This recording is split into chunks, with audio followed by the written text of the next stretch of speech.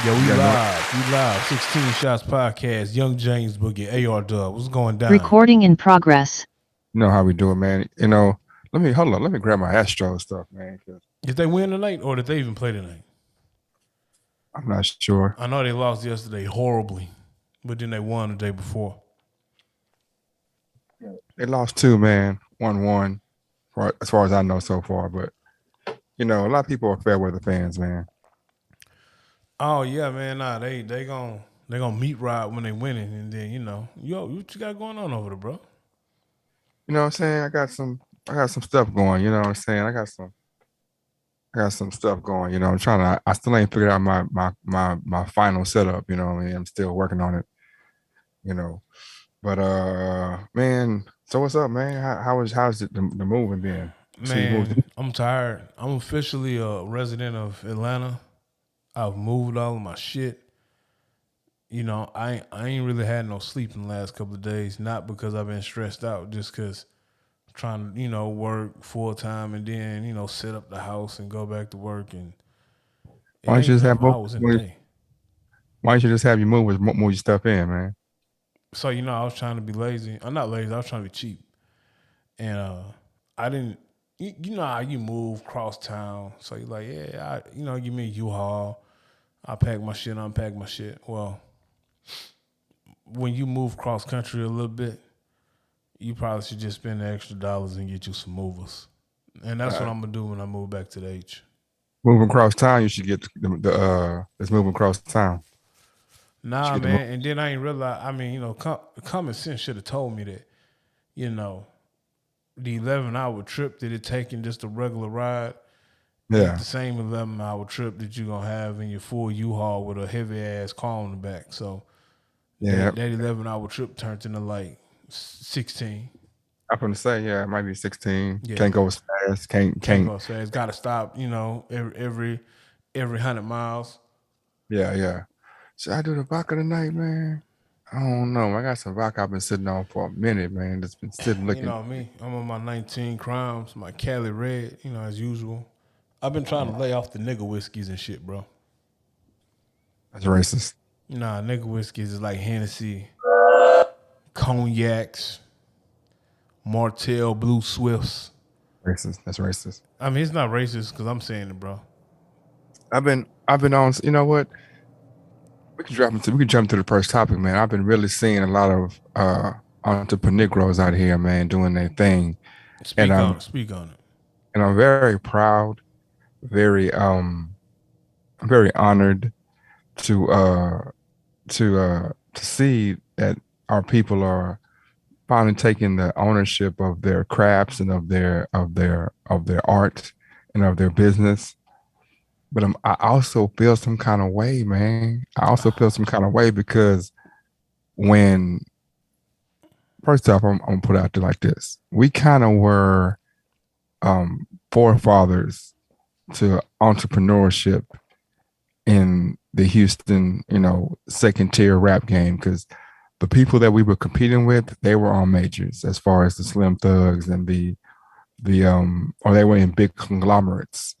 As far as the Slim Thugs and the Paul Walls and even the Screws, they had big situations where there was a lot of people that were, funneling in. But all the people we touched, man, they see how we get down, man. They saw that we were kind of like self-sufficient, independent, you know, uh, building our brand through and with our people. There were others like the Smugglers and I'd say DJ Chill and some other people that were doing it too. But I see some of our I don't want to say offspring, but some of the people that we used to get down with, they're not as reciprocatory, if that's the word, with what they're doing. Like every time we were doing something, hey man, we doing this. Come on, hey, and you know what I'm saying, hey, come on, we doing this. Blah blah blah blah. Promote your stuff. Get on this with this person. That callback don't be coming like I want it to come. Not that I mean, I just want to be able to decline the call and be like, nah, y'all, you do your thing. You know what I'm saying? Da, da, da. And So this, so it sounds like you saying that you're seeing some people, you know, doing some things in business You know what I'm saying? That you kind of feel like you kind of help put on in a certain sense.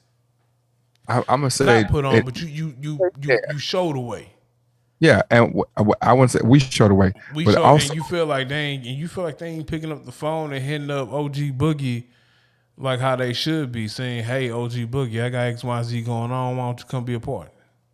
but even more so, even But more so. that is what you're saying, all right? Well, that is that's the beginning of it, but the core of it goes back to what I always say is that we as a people don't really know how to do business. Let me ask you a question though. There, Why are you looking for the phone call? because because not because we as a people, and this is that's to do with the individuals and do with the mindset of how we operate as a people. Like I've always, like I keep saying, like honest, I might sound like I'm saying, hey, they ain't call me or they ain't, but what I'm really saying is like, if we look at it in the real, with real eyes, this is nothing new. Like there's no reason why we as a culture shouldn't unite and come together and make moves, but we don't. We make moves in silos, and it shows in how we're treated. It shows in how it just shows I mean, not to harp on the last kid, but last week we had the conversation. We were talking about sharing space, and both not I'm not saying contentiously, but I'm saying both of y'all were adamant about not sharing space. About now you got to go over there. Y'all were adamant about that, and I was like, well, why? And it's the same thing in business. Like we're so about like, well, let me get on and then put you on, as opposed to let's get on together or let's move together. Because at the end of the day, if we don't move together, then really we're fighting against each other. I think That's that. I think the sharing space thing. Uh, I get what you're saying, but I think the sharing space thing was more or less just because I'm in the industry and I'm sharing knowledge. I don't have to share physical space. I'm sharing the knowledge. I'm teaching you the game. I'm showing you the road that you can go down or paving the way for a road you can go down to be successful. And I think you can grow a community like that. How? Impossible. Which it's not impossible, Bug. If I figure out how to grow corn, you know what I'm Yeah. saying? What am I sell the corn to? But listen to what I'm saying. If I figure out how to grow corn, Hmm. I'm gonna show you how to get your own 2 acres and grow corn. It makes no sense for me and you to grow corn on the same 2 acres when I can grow corn on this 2 acres, and then I can show you how to grow, I don't know, apples on your 2 acres, and now we have the beginnings of a community store, or a community food pantry where Bug sells apples, Dub sells corn. Like it's Okay. not. It doesn't have to be. It doesn't. We don't have to occupy the exact same space. If What you I'm saying got is, 10, if you hold on. Why do you have to sell? If you have 2 acres, you feel like the only way or the best way for you to be successful is for you to use your entire 2 acres for corn, and for me to go over there and use my 2 acres for apples. And what I'm saying is, if you are a successful corn seller already, you saying that I'm saying that, hey, let me get an acre, or let me get half an acre, or let me get a quarter of an acre to sell apples. You feel like that's going to hurt your business? I'm asking a question. oh no, I never said about hurting No, I'm asking. I'm anything. just asking. No, I didn't say that. No, I don't Okay, so feel if it's like it not going will. to hurt your business, and if you have business coming to you already, you're saying that now I don't want the people that come to me to get corn to get these apples. They have to go over there to you. They should go over there to get the apples. And what I'm saying is that if I look at other communities, that's not how they operate. And I'm also saying, looking at other communities, they have a better grip on the economic on um their economic lives than we do. So why am I continuing to move? Why would I continue to move in this manner that has for however many years you want to say has not been applicable, has not been a positive for us, or not working for us? When we Black Wall Street wasn't about I have my own Black Wall Street, is about all of us being on this, being together. The But I think anytime you're missing it though, because nobody is saying we have our own. And then the other piece is, I think I think that you're expecting too much. I think when you plant a seed, hold on, time out. I think when you plant a seed, sometimes you plant the seed, you see the tree grow, and you see the fruit coming from the tree. And yeah, if it's positive, you've done your job. yeah, I'm not looking to plant a seed, see the fruit from the tree grow, see it's positive, then expect said person who I taught how to plant that seed come yeah. bring me a basket of the fruit that came off that tree, or at least offer me a basket of fruit that came off that tree. That's not why I planted the seed. I planted the seed so I can see others grow and prosper, and then they do the same thing I did. Then they teach somebody else how to plant that seed, grow and prosper, and then at that point, I have trees growing on multiple blocks I instead of disagree. just one tree growing on one block, or multiple trees growing on one block. I disagree. That's I'm gonna tell cool. you. No, I'm gonna tell you why I disagree. Because, and when I disagree, I'm gonna give you examples of how exactly what you say happens, and it not even happens, but it's expected. Explain to me how the mafia grew. I don't know how the mafia grew. I'm not versed on mafia growth Well, in their structure. what I'm saying is I in the just know what mafia. the Sopranos does. Okay, well, let's say a random episode of The Sopranos. Do you think that mob boss A gives the game to mob boss to little mob boss B, and then mob boss B doesn't pay mob boss A for the rest of his career, as long as he lives? It's not the mafia though, I'm just asking the question. because that's different though. Because at that point, it's all for monetary gain. So if I'm mob boss, no, listen. It's not. If It's I'm, not. it is different because mob boss. If it's me, if I'm running my block Yeah. and I put you on game and I turn you on, I'm Yeah. solely turning you on so I can expand my operation and be in your pockets. So yeah, if you don't pay me, nigga, I'm gonna kill you and put somebody else in your spot that's gonna produce what I need But why am I? But why am I doing that though? for Why my am I saying monetary gain. no? No. Why am I saying if you don't reciprocate this? In fact, it's not even that. What it's saying is that hey, if they say that hey, we can make sure to give the people who put this together, the heads of the family, we make sure that we pay our homage to them, and we But it's about greed and money though. about Organized bringing crime is the wrong example for you to use in this. know why it's called organized crime. Okay, but I'm asking you a question. Why is it called organized crime? I have no clue. Go ahead and educate me. Because it's organized. Because it's Oh, not. I thought you was gonna tell me something prolific. My bad. No, yeah, because it's organized. Because it's it's a concentrated effort to make its crime, but it's not like I'm randomly going doing it. There are rules. There's an expectation. It's organized. Now like if we can go from mafia, to we can go to this.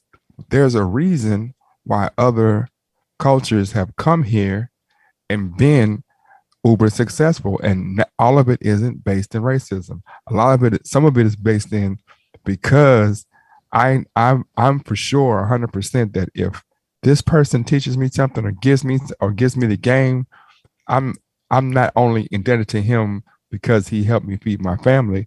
I'm also going to be like, you know what? I'm going to make sure that what I do, if I can, I'm always going to try to include that person in my because they included me. And so now we're both continuously eating. We're both continuously growing. I can't do nothing but grow if I have a spot for somebody to come grow with me. Because as they grow, I grow. If I always have a spot in my cafe to have somebody else come and sell something or do something, then how can I not have a successful cafe? How can I not have a successful corn growing company if I always have, okay, I got 100 acres. I'm keeping 20 acres so somebody else can always come and sell and grow something else, because I'm gonna sell corn, but they're gonna sell apples, and they're gonna pay me 10% of what they get for the apples. If they don't sell nothing, they're gonna pay me for the land they use. So in essence, if you want to say it's monetary, it is, but also it's in the spirit of saying, hey, we're not trying to have 17 different Apple companies because now that what I can't charge $50 for my apples if it's 50 Apple companies. But I can charge 50 if it's if it's I can charge a certain amount if we all do our thing and we're not all fighting for the same space, if we're not fighting for the same dollar, if we're sharing the dollar. If you got high end apples and I got regular apples, then we can sell apples in the same spot, bro. Because the people who are gonna buy the $50 apple wasn't gonna buy was they gonna buy $50 apples. You're not gonna put me out of business selling your cheap stuff, and I'm not gonna put you out of business selling my expensive stuff because we have different clientele. We're selling the same thing. So let's bring it full circle. Who out here making moves that you feel like you put on that you feel like ain't showing you It's not that. It's not really that. How I'm just saying it that. seems that way though. Like I get what you're saying. That's what I'm saying. People who don't know you, it may come across as if somebody out here that you feel like you helped put on and you sowed the seed, and they ain't showing love back. That's what it sounds like.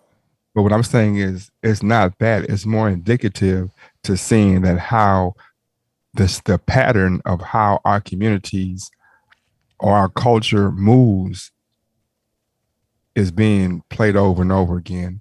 And I'm like, dang, seeing it on a grand scale is one thing. Seeing it on a micro scale is something else. Like, dang, you know what? This guy, that guy, or this entity, that entity were successful. And when they wanted something, they were, or they needed something, or they were in a space where they wanted to grow, they were knocking at the door. But now that they feel like they have something, or they feel like they do have something, maybe they do have something, they don't think to themselves, you know what? Let me go back to where I got this from. In fact, a lot of times they'll say, man, I mess with that person over there, man. They ain't know what they're talking about. So they ain't got nothing. When they come back to where they got it from, what do you expect them to bring back? Or what is your expectation of that conversation or that exchange?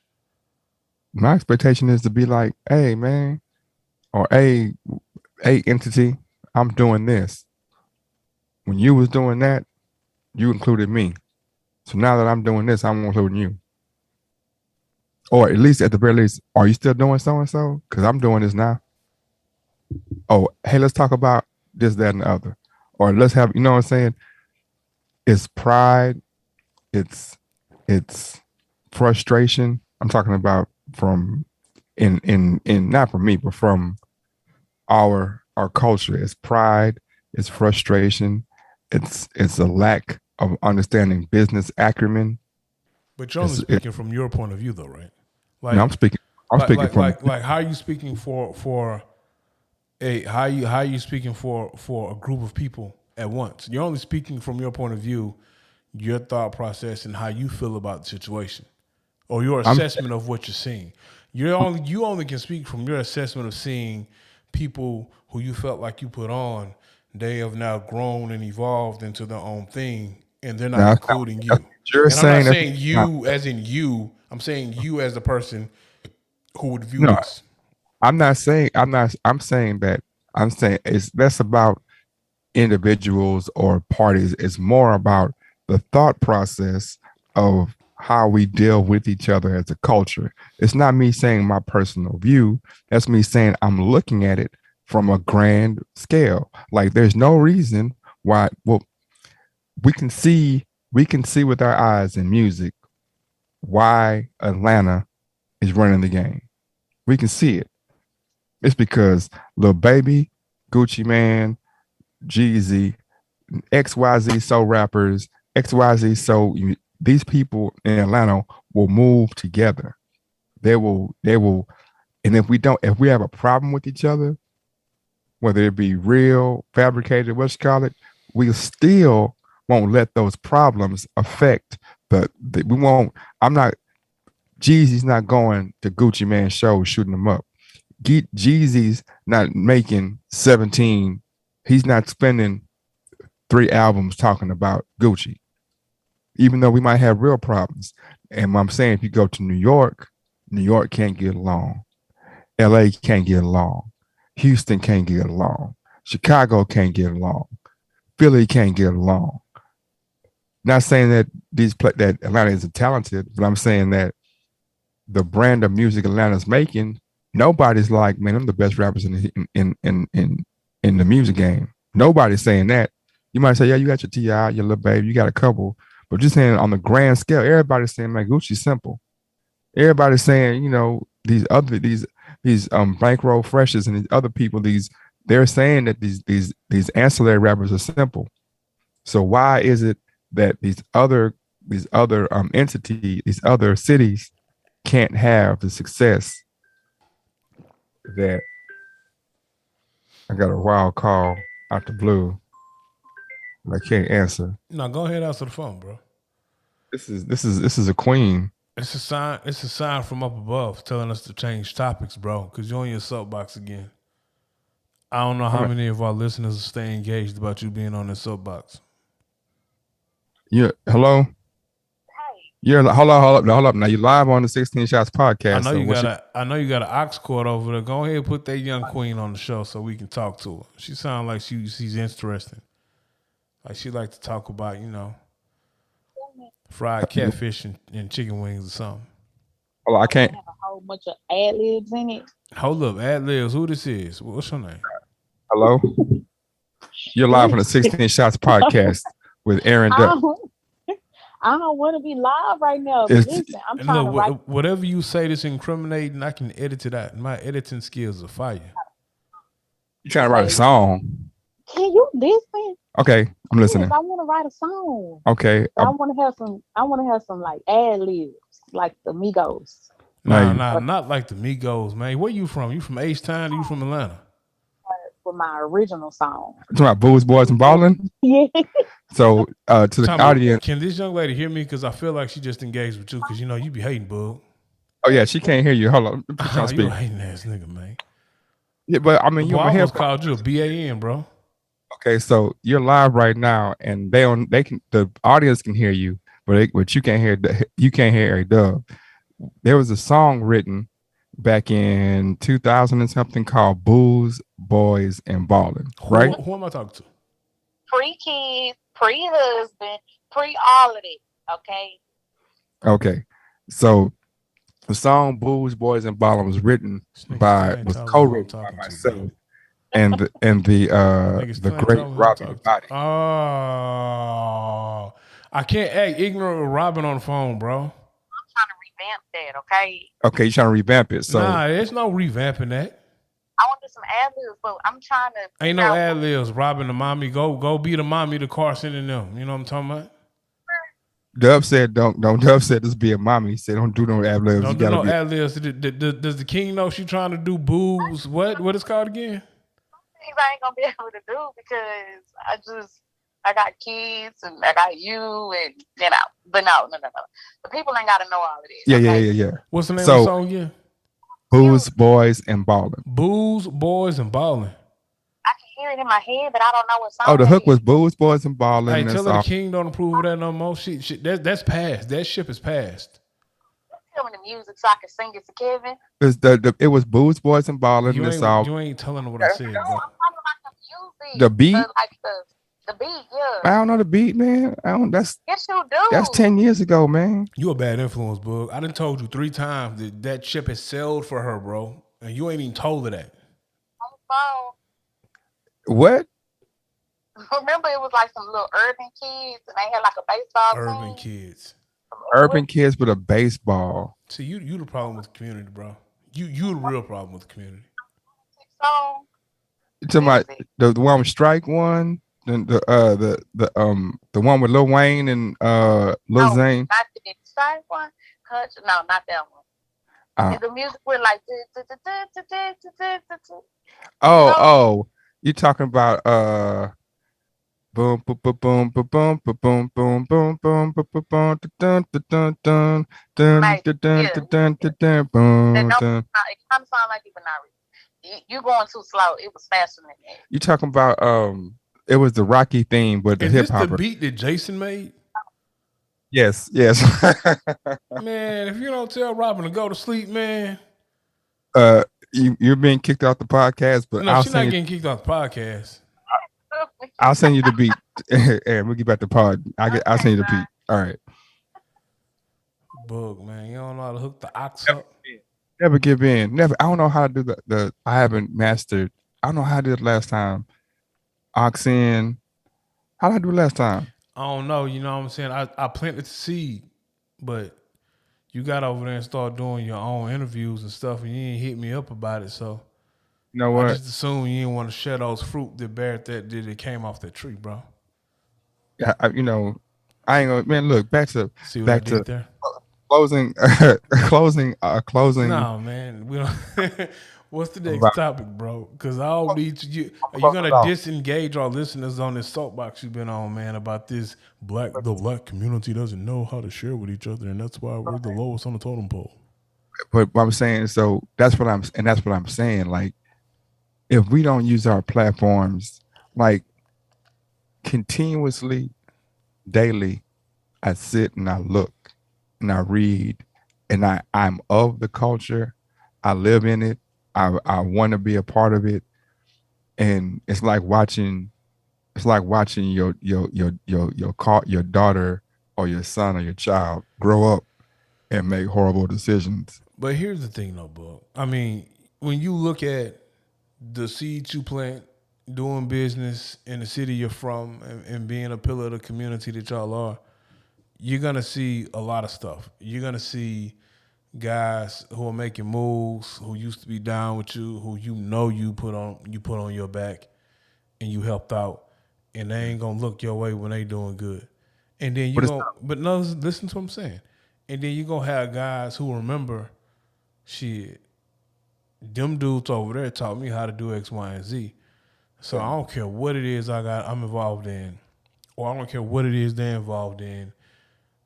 I'm gonna go holler at them and see what my involvement can be, or what involvement they want in what I'm doing. You but know what what I'm I'm saying? And so I just feel like you gotta take you gotta take the positive, you gotta take the good, and you gotta make the best of it. And I can't worry about, you know, what but somebody ain't including me in or ain't doing. that's the part that I think we're missing each other on. What I'm saying is I understand all that. I agree with you. But what I'm saying is it's not about me worried about if you included me or if you getting down with me. It's that this is the cultural thinking of like, okay, I got it, go get your own. Or I got it, I'm gonna give you a piece, or I'm a spoon feed you, or like this. It's not a cultural thought process now to be like, hey, man, look, he makes shirts. I design. Man, we could be working together until the end of time. I don't think you can say that because I see plenty of examples of when that happens on a daily basis. So I just Dude, think honestly, man, I think it's your vantage point of who you're looking at. Because tell me, I see people on a daily basis who do the exact thing that you're speaking of. tell me, It's why you always see me wearing something that says Barbell Bullies on. And yeah, the person who represents Barbell Bullies, yeah, every opportunity he gets, he says, "Man, you gotta check out 16 Shots podcast." yeah. So you're saying that you are, but then that's what I'm saying though. What I'm saying is, what you're saying is that you are a person who follows a rule or a thought process of keeping people who you work with or who you collaborate with in line and perpetuating your things, and they're the same way. But what I'm saying is that I'm not talking about me at all. I'm not talking about nothing I did. I'm looking around You at talking about the from your vantage point. from and I think I have a fair vantage point because I'm just like you. I'm a person of the culture. So when I look at okay, well, how come this entity over here is moving in this circle, but this entity over here is not working along with them? Like, what would make them not work together? Oh, Whether like you'll see like some people who you know should be working together and they not, and you're trying to figure out why they're not working together. what would make what logistical sense does it make for entities to not work together. Like, and this is, and I will use myself as an example because because I'm the person that's saying, hey, like I walk up to the elemental P's and be like, hey man, look, could y'all come and do this and so and teach diversity? And they're like, no, because y'all be doing this.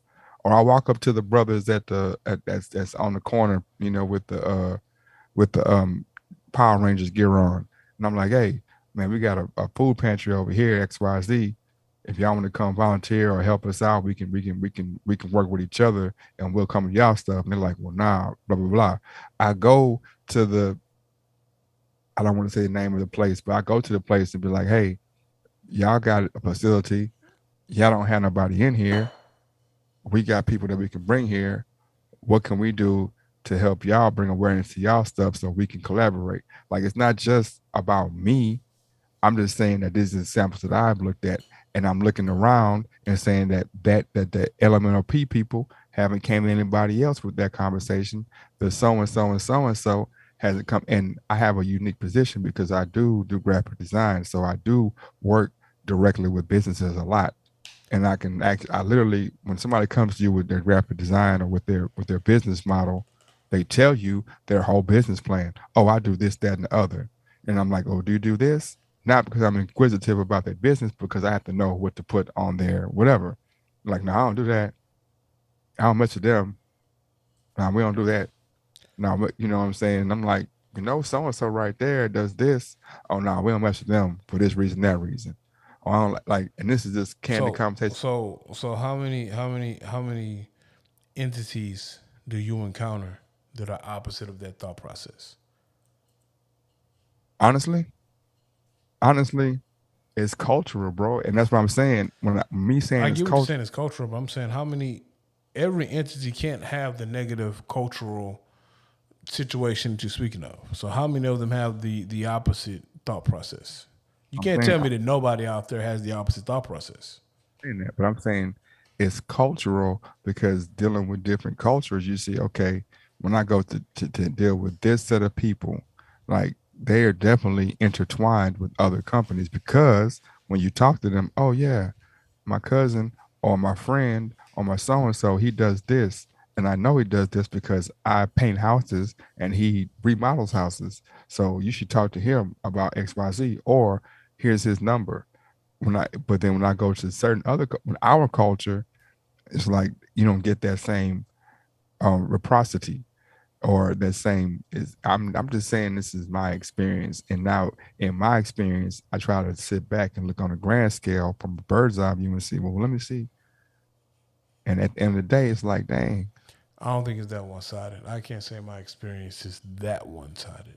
Okay, well, tell me where a I black. get what you're saying, but I just can't say my experience is that one sided. And whatever you're asking me to tell you, I probably don't have the thought process to tell you because I have drinking the whole bottle of the Cali Red, and I've been drinking tequila. It doesn't matter. I'm just So saying. I probably don't have the answer you want. I know you can't name certain companies that are black owned and black run, or there's very few of them, but you can say that we use, like, why is there no black chicken company or chicken? Why is there no, like, why? There's a reason, and it's not just because another entity is What do you shutting us mean no down. black chicken company? Why is there no national black chicken company? Like, why why is there a Church's Chicken, a Kentucky Fried Chicken, why is there no national brand of soul food? Period. There's no national brand of soul food. And I can go and like I can go to Bojangles in Chicago. Why isn't there a Bojangles in Texas? Why is there a KFC in China, but there's no Bojangles in Houston? Like, why is there Church's Chicken in Australia, but there's no Frenchies in Georgia? There's a Church's Chicken in Australia. I'm almost 100% sure there's a Church's Chicken in Australia. Time out. There's Church's Chicken. Let's talk about something else. Let me fact check that. Now, you said it's Church's Chicken in Australia. And then you said it's Bojangles in Chicago, but not in Houston. Yeah. But Whataburger just left Texas like a couple of years ago. I don't think it's that cut and dry or that black and white. And I don't have the mental capacity to argue Church's Chicken being in Australia versus Frenchie's Chicken not being in Atlanta.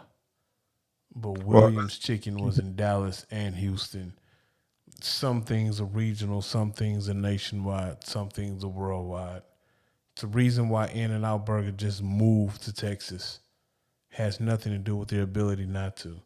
Maybe some of these entities don't want to grow as fast as you want them to or as far as you would like them to be. Out of here. I don't have the answers that you want. Even if I did, you wouldn't want them. No, what I'm saying is like. So let's talk about something fun because I've emptied my This is bottle where of we Cali Red. It's like to me, it's like when you say, "Well, there's the 1,700 reasons why it's okay that churches in 50 states." Churches in Australia? Did you find it out, bro? 50 states. Huh? It's in all 50 states. Is it in Australia? No, it's not 50 states. Oh. But I'm saying there's a reason why there's a churches in 50 states, and there's a reason why Williams Chicken, like we're happy that Williams Chickens is in Dallas and Houston. Like just think about it on a level. Well, Popeyes and Churches tastes a little better than Williams Chicken. Last time I went to Williams Chicken / French's, bro, I got some uncooked chicken, bro. It was just poor quality of chicken. I ain't gonna lie to you. It was poor quality of chicken, bro. McDonald's too. When you got uncooked chicken at Popeyes and Churches too. I'm not just running the Popeyes and Churches though. To be honest with you, I never fucked with Churches growing up. Matter of fact, I didn't really eat Churches until I met you, bro. And you would go to Churches and get the bucket of chicken for $5. But I'm saying, and you had these steroid chicken thighs. I'm saying that. Okay, but what I'm saying is that you've gotten horrible service from National Brands. And we all had it. I've had horrible service from every brand. Yeah, so what I'm saying is, so that's not the determining factor of why it's not a nationwide thing. Because I tried to move on. I was describing my Church's Chicken experience. No, I'm just you made it a point to say, man, Williams Chickens gave me some uncooked chicken. No. I made it a point to tell you why I dislike Williams Chicken, and it's probably why Williams Chicken opened up and closed. That's why I don't see them anymore. It was just bad chicken, bro. Same thing with Catfish Station. It's black owned. Is it? I don't know. Yes, it is. I don't eat seafood like that, so it's hard for me to kind of comment on. Oh my god, you got to know these things, bro. If you're gonna stand on your soapbox. What you mean? I ain't said nothing about catfish. How about this? Why? You were talking more about black owned, not about the actual food they sell. We're talking about black owned establishments now. No, it's too late now. I was drinking and I was trying to go somewhere else. We're not talking. It doesn't matter what they fucking sell. You said black owned. You're right. So how come Calio Chicken? There's 4 or 5 of those in Houston. What the fuck is Calio Chicken, bro? It's a not black owned place that promotes themselves as black owned, just like Louisiana Chicken. It's not even from Houston or Louisiana. It's from Los Angeles. Okay, I don't eat there either. That shit trash too. What I'm saying is, you don't think it's strange that a place can be called Louisiana Chicken, sell quote unquote Louisiana fried chicken, franchise across the country, but you don't have any franchise black owned, black promoted, like, let's say maybe Popeyes, even though I know the owners of Popeyes are black. That's what I'm saying. But that doesn't seem strange to you. I'm just asking that. At no point you're like, man, this is strange. That there are no black owned franchises being pushed throughout the United States. Is that what you're saying? That other people, other cultures can take what we call our culture, package it, sell it to us, and we just accept it for what it is. We don't say, hold up, man, that's not Cajun food. You're not Cajun. Let me ask you a question though. Is Cajun food black culture or Cajun culture? What's Cajun? Yeah, it's black culture, bro. So Because Cajun is black culture. Cajun is definitely a black thing. But a What true makes it? Cajun person isn't all the way black though. And like mixed. It's like black and French. Like just That's a, because you're Cajun, that's not a color, bro. Like Cajun culture isn't isn't strictly just black people. I know some white people who from Louisiana, Baton Rouge, New Orleans that probably can outcook black people. So I don't I'm know saying, if Cajun culture is black culture. I'm saying that Louisiana chicken is owned by Pakistanis. I It's don't if I you don't know who they own by. Hell, you got Chinese, Vietnamese people who cook Cajun Cajun, food.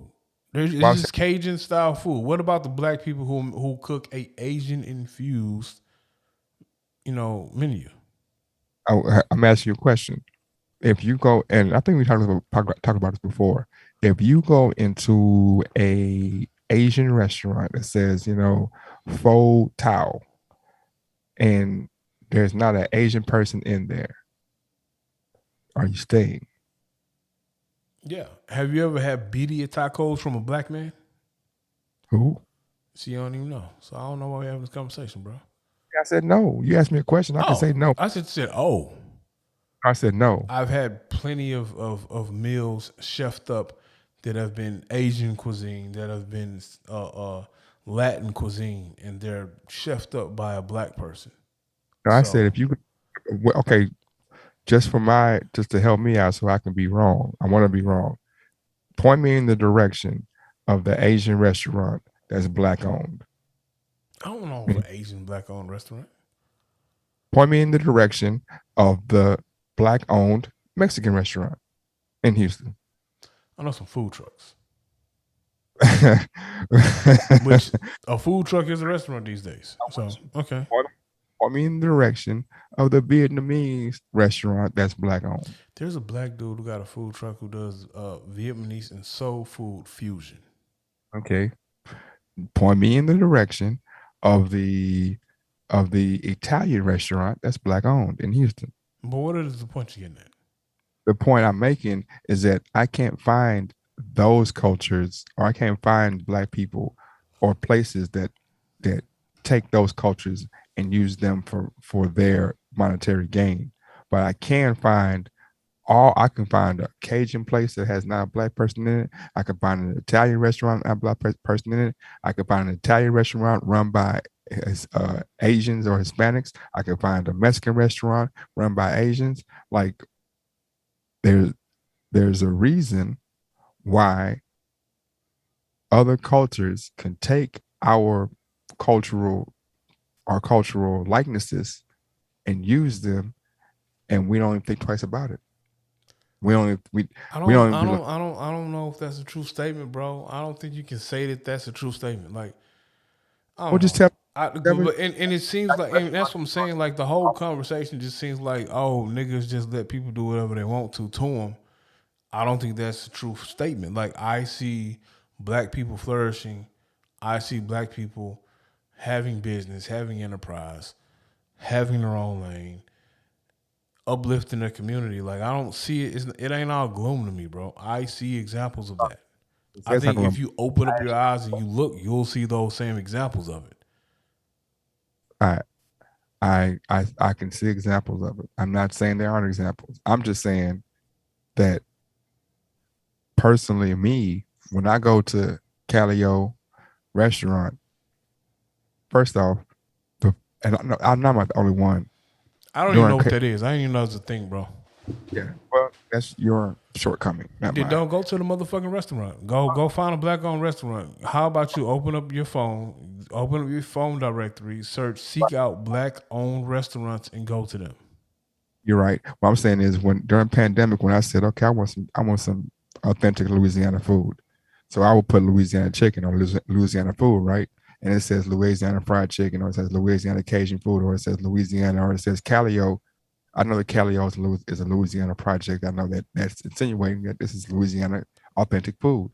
I look at the website and it says authentic Louisiana food, so I order from there because we, to be honest, as human beings, we're not going to deep dive every time we go to a store. If the face value matches up with our our thought process, oh, Calio Calio, yeah, boom, boom, boom. But then after the pandemic, when I actually go to Calio, and I'm like, damn, man, this is an Asian store. It's Asian people in here. Ain't nothing Calio about this. But Or how do go to you Louis know that though? because I know what Creole Calio people look like. What they look like? They're generally speaking dark-skinned to fair-skinned people who come from Louisiana. I know a bunch of Creole people walk past you right now. You swear they're white. Am I wrong? Am I wrong? I got people in my family that's Creole. You walk past them, you swear they're white. How many of them are Asian? Huh? How many of them are Asian? How many Creole Asians in your family? I don't have Creole Asians in my family. How many Creole Asians do you know? I know that Asian people sell Creole food. I asked you a question. How many Creole Asians are in your family? You said But I'm none. saying, are they wrong though? Like, what's the big? I'm trying to figure out what is your big issue or your big deal. I asked you a question. How many Creole people are Asian in your family? And you said no. Then I said, how many Creole Asian people do you know? And you said you don't know any, which I don't know any either. And I'm sure there are some. There's a movie I just watched about a But Creole why are you Asian. mad about the Asian people who sell you Creole food, bro? Why are you mad about that? Because the word is called cultural appropriation. All right, bro. What you got next on the docket, bro? We damn near at an hour of you So bitching. okay with my We question. almost Why at an hour of you bitching about this, bro. What's next, bro? you sound real certain way right now. Why is it Because I get so tired of the extra woke convo. And I'm not saying this is you. I'm not saying this part is you. what the fuck is going on in your life, bro? No, You I'm not saying this part is you. You get this whole extra woke conversation, right? yeah. And then you really just sit down and like talk to these people, and they ain't doing shit to uplift the community themselves, bro. And I just get it's like why? Like some of this shit makes no sense, bro. But how could you get so mad and have that stance knowing what I do with the community? So Because I know it's all not the doom and gloom that you spent 47 minutes saying. I know that. I know that there are as many examples that you can pull of how you feel that the community is not uplifting each other and is not sharing the same space with each other and is not X, Y, and Z. I know you can pull the same amount of examples of people who are doing those exact things that you think they should do and positivity that's going on. So I feel like if we're going to give the negative this energy, we should also give the positive the same amount. What I'm saying is, so okay, and we can cap it like this. Do you think the Black community is prospering in 2022, 21? I think in 2021, the Black community is prospering more than they have. That's like saying I only got shot once. I got shot twice last week. So that I'm saying, do you think it's prospering? Do you think compared to other communities that we are prospering? Do you think that we are ahead? I think compared to our community, How you compare? we compare it to all right. So let me ask you a question. How you compare yourself against yourself? So let me ask you a question. You've never looked at yourself and seen where you started and where you're at right now and seen the growth that you've had between the 2 points? Have you ever seen that? I have. Everybody has. So of course. So what I'm saying is you can see the growth that our community has made. I don't care who community you look at, you always can see where said community can improve and grow. So sometimes we have to stop looking at someone else's house and what they're building and focus on what we're building. Because if I'm always trying to look at somebody else's house and what they building, I'm not gonna be fully invested in what I'm building because I'm trying to do what they're doing. Crazy talk. What I'm saying is, It is crazy talk. You're right. It's crazy talk. What you're saying is that I'm saying that I've been here for 400 years and I'm at this point, and somebody's been here for 50 years and they're at this point, and I'm supposed to be like, well, I ain't looking at them. They got businesses, they got banks, they got all these things, but I ain't looking at that. I'm gonna focus on me. Like I have to understand, well, how come they got banks and I don't? How come it's a Chinese bank and it's a Latino bank and it's a Vietnamese bank and it's an African bank and it's all these other banks, but it's no Black American owned bank. Why is there not a Black American bank, book? Tell us. And now we're still here. I've been trying to get off this, but we're here now. So why is there not a Black American bank? Tell me why there's not a Black American bank.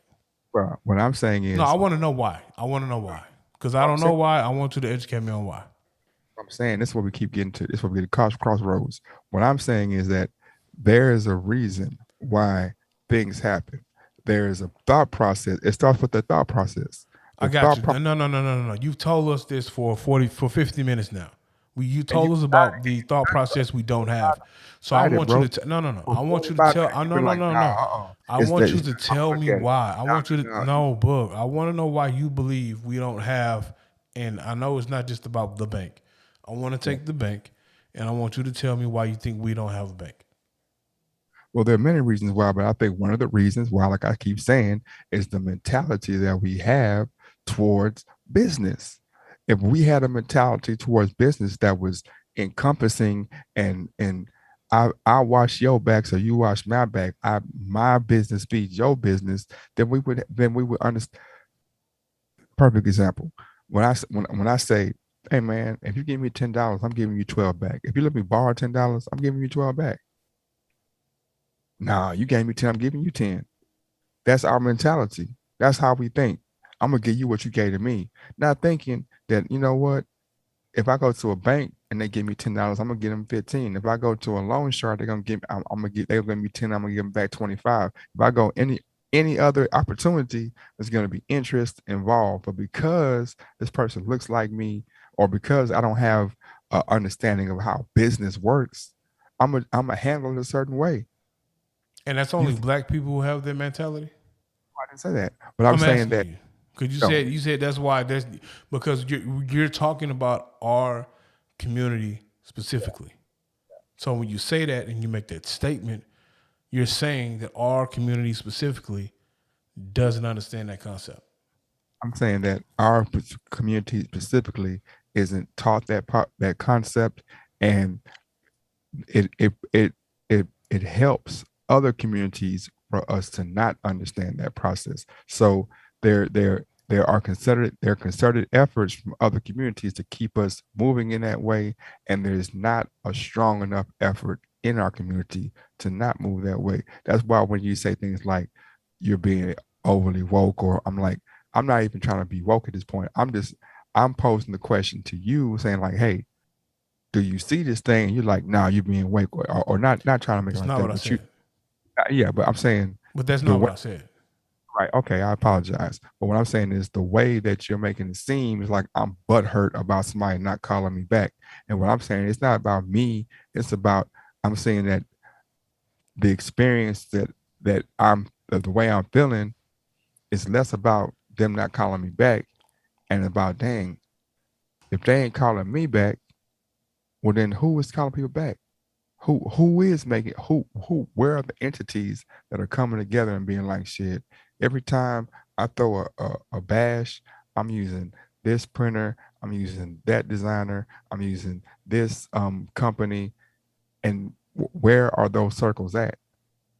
But as you know and I know, we want the cheapest. We want the best deal. We want, like, this is not me being funny. This is me being like, if you have an honest conversation about things, you have to be honest across the board. Like, we have a bunch of strong points as people, but we also have weak points as people, and we tend to be like, well, nah, we ain't focusing on weak points, we focus on the strong stuff because we've been beat down by XYZ. But I'm like, yeah, but we can't just overlook because these weak points are obviously keeping us in a certain level of success as a people. Like, man, I don't keep going. You're right. We should stop. You got some examples of people doing what you want, what you think they should be doing? The Black Book. That's it. No, I'm just saying the Black Book is an example. I'm You know no, what no. I'm I'm saying? talking about locally examples you see on a The Black day-to-day basis.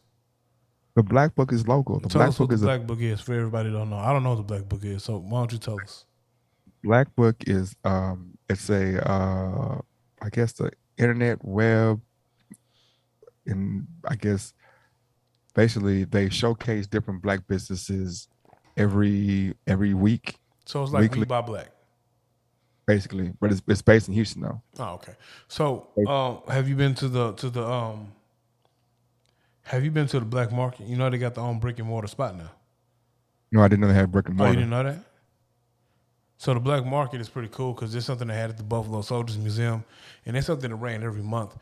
So every month they had this a big thing where you can go in, you just shop black. It was nothing but black vendors that came together. They saw a need, they came together.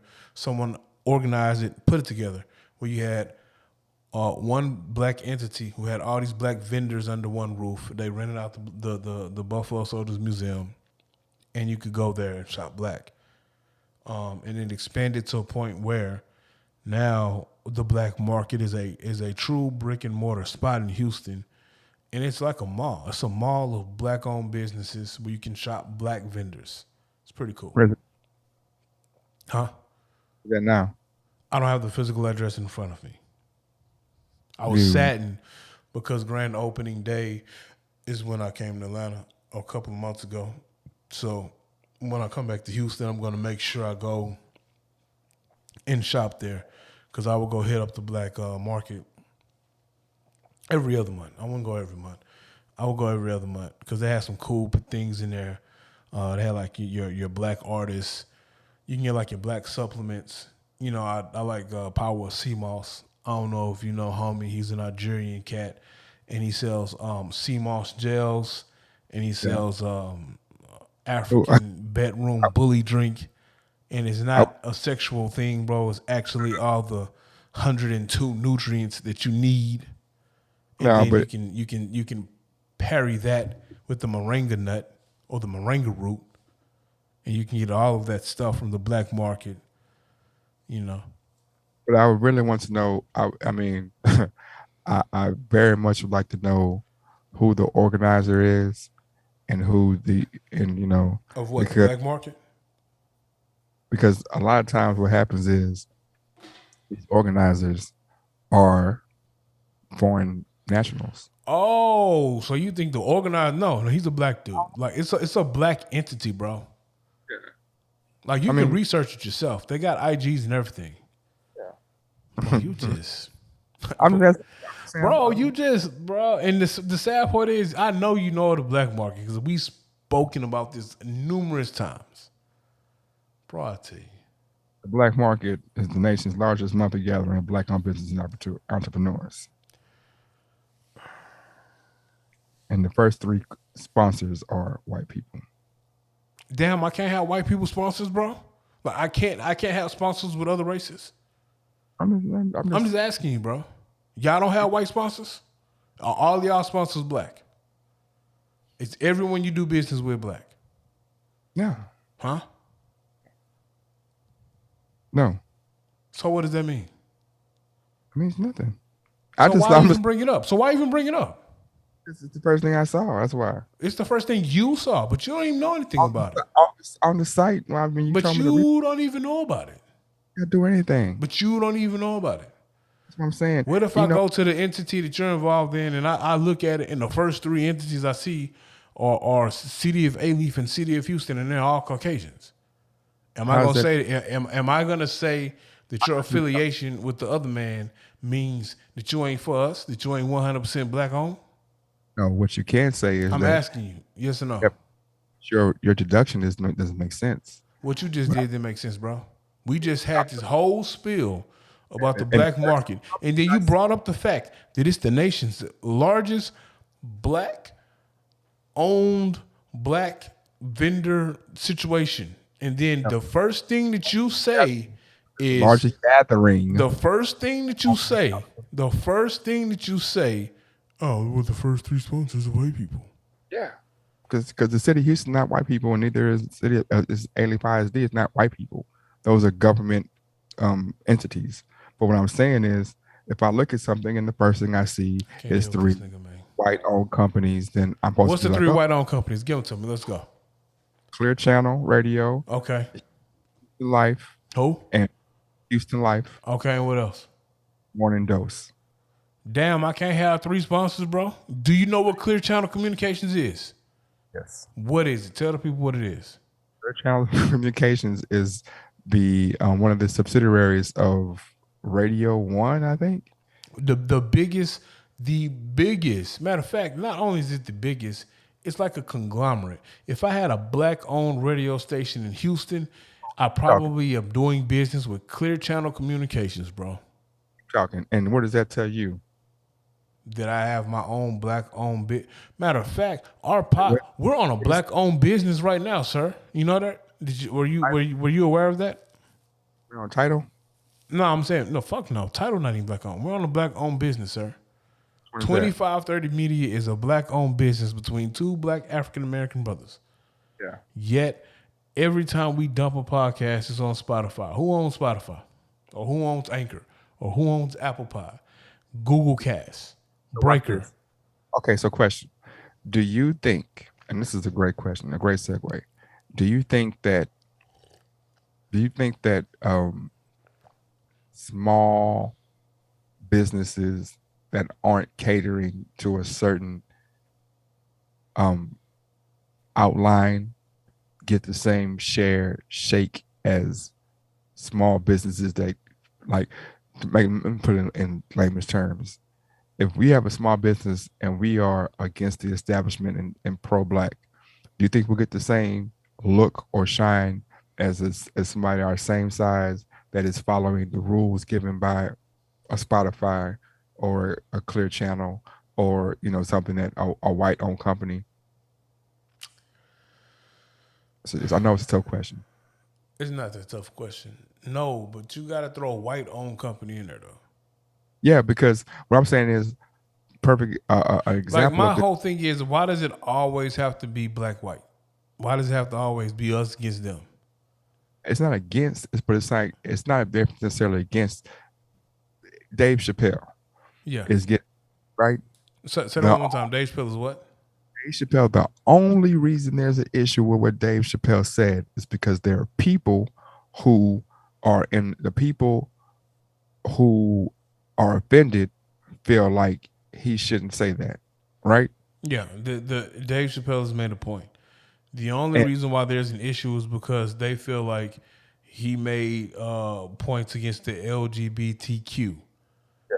And Dave Chappelle's whole reasoning was, I can say X, Y, and Z about a black man or a person of color, and it's no issue. But the moment I say it about LGBTQ, there's an issue. But we know there's an issue in America when it comes to the oppression and the systemic racism and economic racism and all of this stuff when it comes to the black and brown person. That's something that we've been fighting.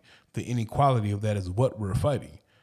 Yeah. So what I'm saying is when something happens, when people make a stand against one thing, but are okay with something else, who is the final say on, okay, this goes, doesn't go? It's the owner of the company or the board of the company. And if the board has 4 LBGQ, whatever, I'm gonna be like, nah, take him off this festival, man. Mm-hmm. He can't be in this festival. You know what I mean? Not because we had a problem with him saying these things against this people. We had a problem with him saying against this. And what I'm asking you is if how do you think the baby looks at the other rappers who decided to do the tours that kicked him off?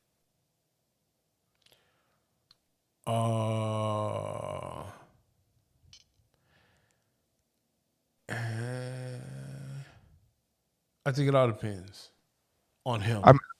I agree. It's nuanced. So if you're asking me, if I put myself in the baby's shoes, I stood on that stage, I said what I said, and I stand on what I said, I can care less about what another rapper chooses to do.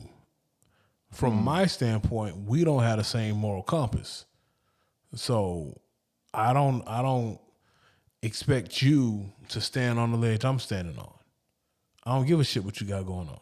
But it's not about the moral compass for me. What I'm saying is that and this is why I keep on about us being together, or us having not even a not even a morality, but just our culture being like, nah, you can't do this to us. Because when the LGBTQ people, just like Chappelle said, I admire the steps that y'all have made in 25 years. That when something happens, no matter what it is, y'all unite and be like, nah, We ain't having that. If you offend us, we unite and be like, no. So if you offend us, black people, it shouldn't be no black person to be like, if you're gonna take the baby off, then none of us performing. If you're gonna take Kaepernick out, then none of us playing, right? But I I got get that, but at the same time, you'll other. have people. See, and I don't want to bring this up because it's gonna sound like some whole ass shit, bro. I didn't say it, so No, you did say it because you was the main one saying why niggas out here marching for George Floyd, like, and not the George Floyd piece. You yeah. wasn't saying. And let me make sure everyone knows because I'm being responsible. I ain't saying you were saying, F that dude. You tried to make it seem like, well, why they marching? They don't even know what they marching for. But I saw, from my vantage point, black people unifying behind a cause. So you can't have it both ways. You can't say we don't unify, and then when we do unify, well, niggas out here marching, they don't know what they're marching for. Like, you can't have it both ways. You got to start from somewhere. You got to see the unity, and you got to build from the unity. And then, two, you have to understand that some of this shit is by design. It's not the lack of organization, plotting, strategizing, and executing. Some of it is we plot, strategize, execute, and by design, they don't want us to succeed and prosper. So they throw monkey wrenches in the way. It ain't all we don't want to do it. Some of it is by design, and some of it is, that's what they want. So to piggyback on what you said, how would you think would be the way for us to avoid, or not avoid, but like if we play sports, right? The other team has a design to stop your best player or all your players from doing what they want to do, right?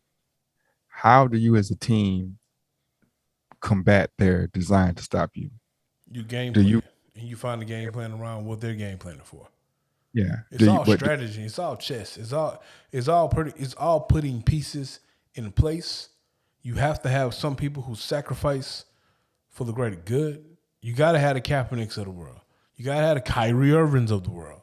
You got to have the Dave Chappelles of the world who sacrifice their social standard for the greater good and the improvement and the movement for the community. Now I'm going to say some wild stuff, so get ready, right? This is why I have a problem with LeBron James. This is why I have a problem with I have a problem with LeBron James and people of that guild, because it's like you only pick issues, you cherry pick the issues you want to stand up on. Like if you have somebody like a Kaepernick who says I'm standing out on this for this reason, there is no logical reason why every black person in America doesn't be like, you know what, we're not supporting this. We're not playing this until y'all change that. There's no logical reason. There's no logical reason, because any break in the way that we attack that only confirms that they're right. Like if I'm saying that your skin color is the problem, and I'm like, well, he should just play. If I'm LeBron James and I say I'm a soldier for injustice, and I come to you and be like, hey, it's injustice right here, and you be like, well, I got money over here, then you're a fraud. You talking about with the Nike shit overseas? You're a fraud, man, because you just came out the week before. He a fraud because he stood up for injustice versus black and brown people in America. But you feel like when they asked him about the sweatshops in China, he ain't had no comment. You're a fraud because literally the week before you quoted Martin Luther King when he said an injustice anywhere is a justice against everybody. Mm-hmm. And then the next week when it came for you to stand on that, you was like, nah, it's not. You went with your monetary interest. And we can say like, yeah, well, everybody's gonna protect their money, but like that's not it. So let me ask you a real question. Mm-hmm. Have you ever contradicted yourself? Contradict myself? Yeah. On purpose? We've all done it. Not on purpose? No. We've all done it, bro. See, so that's not a contradiction. Is when, like, if you tell me you don't like or you don't think that people should be able to do something, and somebody asks you the next week, should they be do this, and you be like, oh man, they can do what they want to. And I ask you, but hold up, man, last week you just said this. Oh well, that don't count right now. No, Like, I think he realized when they asked him that he made a statement that he was trying to push an agenda for his community. And then they asked him the same question. It had to do with a different race of community overseas. yeah, And they knew when they asked him said question, that question directly affected his pockets. They knew he was gonna say something different. because they knew Because it's his interest. I agree. We do it all the time though. They knew that they knew, like a lot of people know, but don't want to admit that people be fake warriors of justice. They be warriors of justice because it make them look good. They be like that. Like you can't do nothing but applaud Kaepernick. You can't do nothing but applaud Kyrie So because let me ask you a question. You say you can't do nothing but applaud Kaepernick. But do you know why some people side eye Kaepernick to this day? they want money. That ain't why. The only reason- Because the original reason why people truly feel all this shit happened is because Cap was pouting because he got benched. So instead of standing, he just sat his ass down. And he figured out the optics look weird, so he spinned it into this. I'm not saying that was his intentions, but there are a group of people who feel like that's what his true intentions were. So even if they were his true intent, let's say they were right, is what he's saying valid? Of course it's valid. So no But matter what LeBron James is saying is valid also. how's that valid? It's How is it valid. What he said was valid. The problem is this. What he said was valid. The problem is you can apply that shit across the world, across multiple races. How so? The injustice of peoples, black people in America are dealing with social inequalities, systemic racism, all those things. I'm pretty sure you can go to Korea, anyone, pick one, North or South, and you can find a group of people who are dealing with systemic racism that is similar to black people. You can go to China and see the same thing, and I'm pretty sure. Go ahead. I get there, if I'm dealing with this in the United States, and I go there and see that, and somebody asks me about it, I'm supposed to be like, well, I don't know about this, man. I'm supposed to be like, that's them. Or I'm supposed to be like, nah, this wrong over here, it's wrong over there. No, you should say that. Yeah, what would make me not say that? Well, you know why he didn't say it though. He didn't say that because he didn't want to offend political connects. He didn't want to offend something that could hinder his bottom line, and it could slow up sources of money. But what I'm saying, and whether you like LeBron or not, the source of the income stream that he gets, he does a lot for the fucking community too. But what I'm saying, okay, so now I ask you this question: do you think LeBron can be bought? Anybody can be bought. Kaepernick can. Well, anybody can be bought. Cap got paid. Got paid, but he didn't get bought off. Don't get it twisted. Cap got paid, and all of these social warriors that was out here with him, what's the nigga? What's the nigga that be rapping, bro? What's that nigga name, bro? My son and all these other niggas, they got broke off too, bro. Matter of fact, what's her name? Cap come out and say the NFL was right, man, and I should have set up. But we know the NFL wasn't right. Did Cap come out and say that? But we know they weren't right. Oh, but I didn't ask you up there. I said, did Cap come out? He got a paycheck after all this. Yeah, he got paid. He come out and denounce anything he said at first? No, he don't have to. Why should he? Okay, so Roger Goodell himself came out and said we was wrong. So why? Cap was right. Him getting paid off wasn't him getting paid. He got paid, but he didn't get paid off. I didn't say he got paid off. He got compensated because he got blackballed for standing on something. Right. When post happened. But what I'm asking you is, do you think LeBron can be paid? Can be bought off? I'm not saying. I said everyone can be. Everyone has price. Okay, so do you think that LeBron in his schools that he has, if they come to him and be like, "Oh man, you can't teach this thing, whether it be whatever it be," you think it's a price that they could put on him where he can be like, "Well, uh, y'all can't teach that." I don't think me or you can speak on that because we don't know the man's heart. You're right, but I'm just saying what I'm saying, and that's what I'm saying. Because Speaking to the someone can ask you the exact same question. Someone can say, "Hey, do you think we can go to young James Boogie in his establishment and pay him X, Y, and Z to make sure he does X, Y, and Z in his establishment?" and what they would say is they would look at the history of how I've moved before and the things I've said and done, and they'll be like, "Nah, we ain't finna try that because we tried that this right here, or we tried that, or we see that They he can't look had." in no history because your history isn't as scrutinized and under the microscope as LeBron's. They can go. There is nothing. No, they can't because your history. So, do you feel like your movements in history are as scrutinized as someone as with the stature of LeBron? All No, right, then. So that's not a valid comparison. can like so you're saying that nobody can get a background check, like that's how you when you go to be a police officer, they do a background check. It's not like a A regular background. background check. LeBron probably can pass a background check to be a law. You try. So That's now you're trying to say the man is so. So you're trying to say the man is of no, poor character no, what I'm saying because his is when background checks out. no, what I'm saying is when you go to be a police officer, they do a background check, and these police officers aren't LeBron James, or they're not great, they're not world famous people, but they do a background check that's kind of thorough, where they can look and see the patterns of your actions. They talk to your ex teachers and ex, if you have an XY, they do background checks extensively. But what are you Not saying? Because if you do an extensive background check on LeBron, homie, squeaky clean, bro. From what saying, we but see, what I'm saying, if you look at background check on LeBron, you'll see that if you give him the right amount of money, he will change his views on things. That's all I'm saying. how you get that?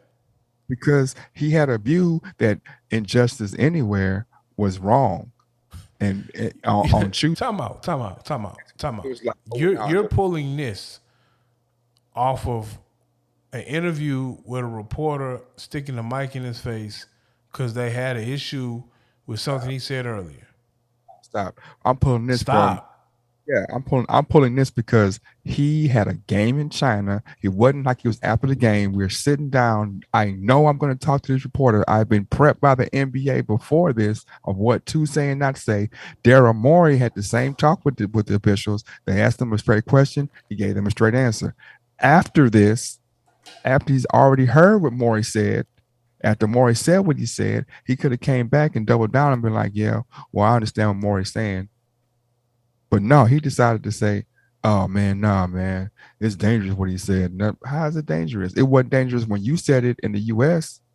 Why is it dangerous now?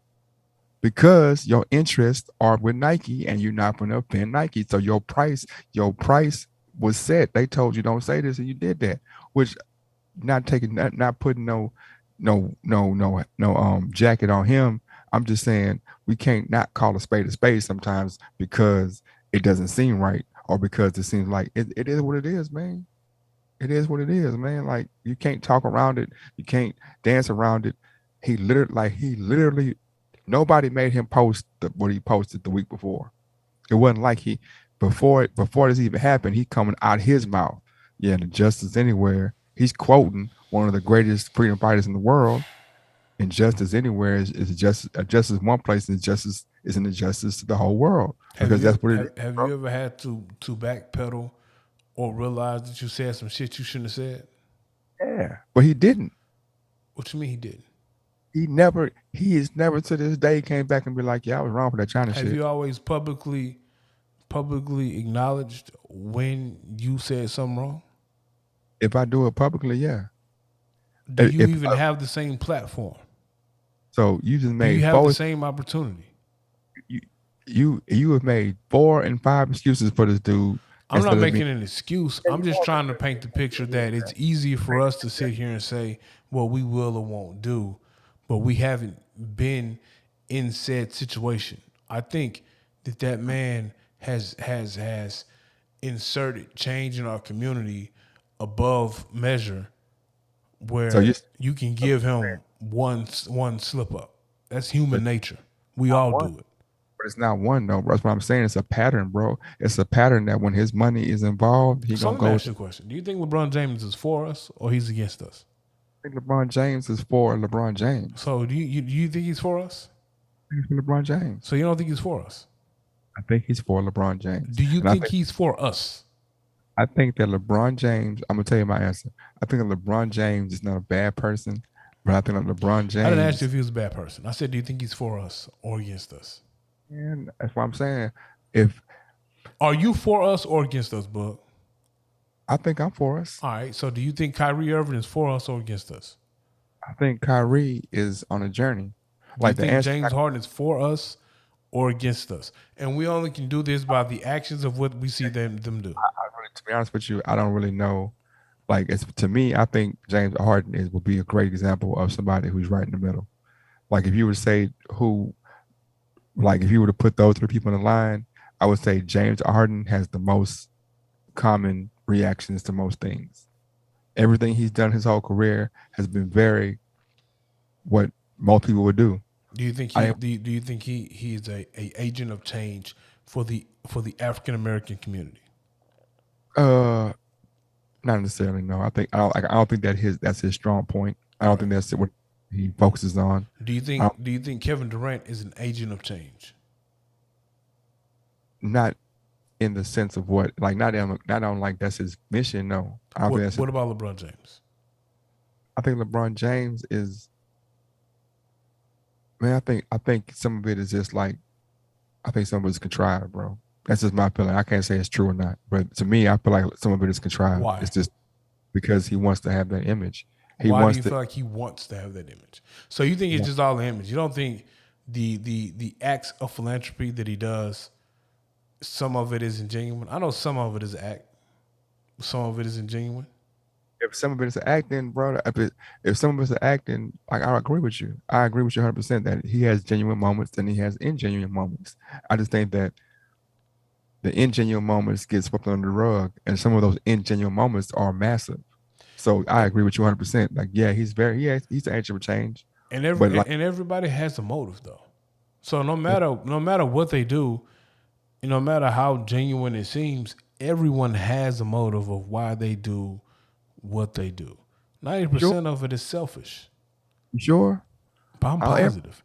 Everybody has a motive. Yeah, but the motive doesn't have to be. Okay, you're right. I didn't say what the motive represented or what the motive was. I said everybody has a motive. Yeah, but what I'm saying is, it feels to me like sometimes his motive is to promote LeBron James. But that's what you believe. Yeah. And unless you truly know the man's heart, I can't persecute him and say X, Y, and Z. I only can judge the fruit I only can judge the tree by the fruit that it bears. So what I'm saying is, would you say that the Honorable Minister Louis Farrakhan is how do you view him? I think he's an agent of change. That's the agent of change. That's the agent of change. Yeah, that's somebody who. You don't think he has nothing sinister in his past?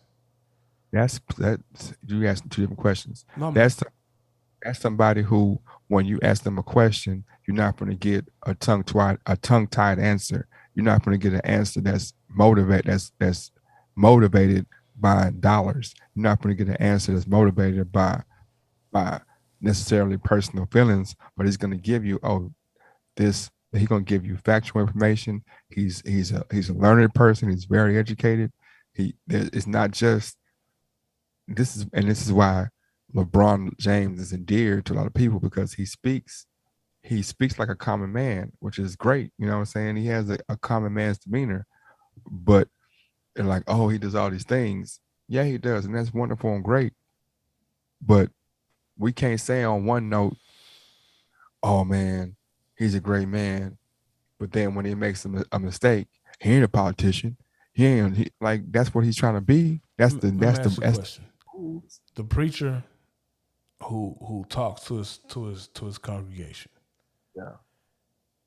You don't think that he has motives when he's preaching? He's selling hope. Are you sure? He's selling hope. Why you say that? Have you ever been to church? Yeah, but I don't think every preacher is selling hope. Some people are selling the word of the Bible. You are correct. The word of the some people are selling the word of God.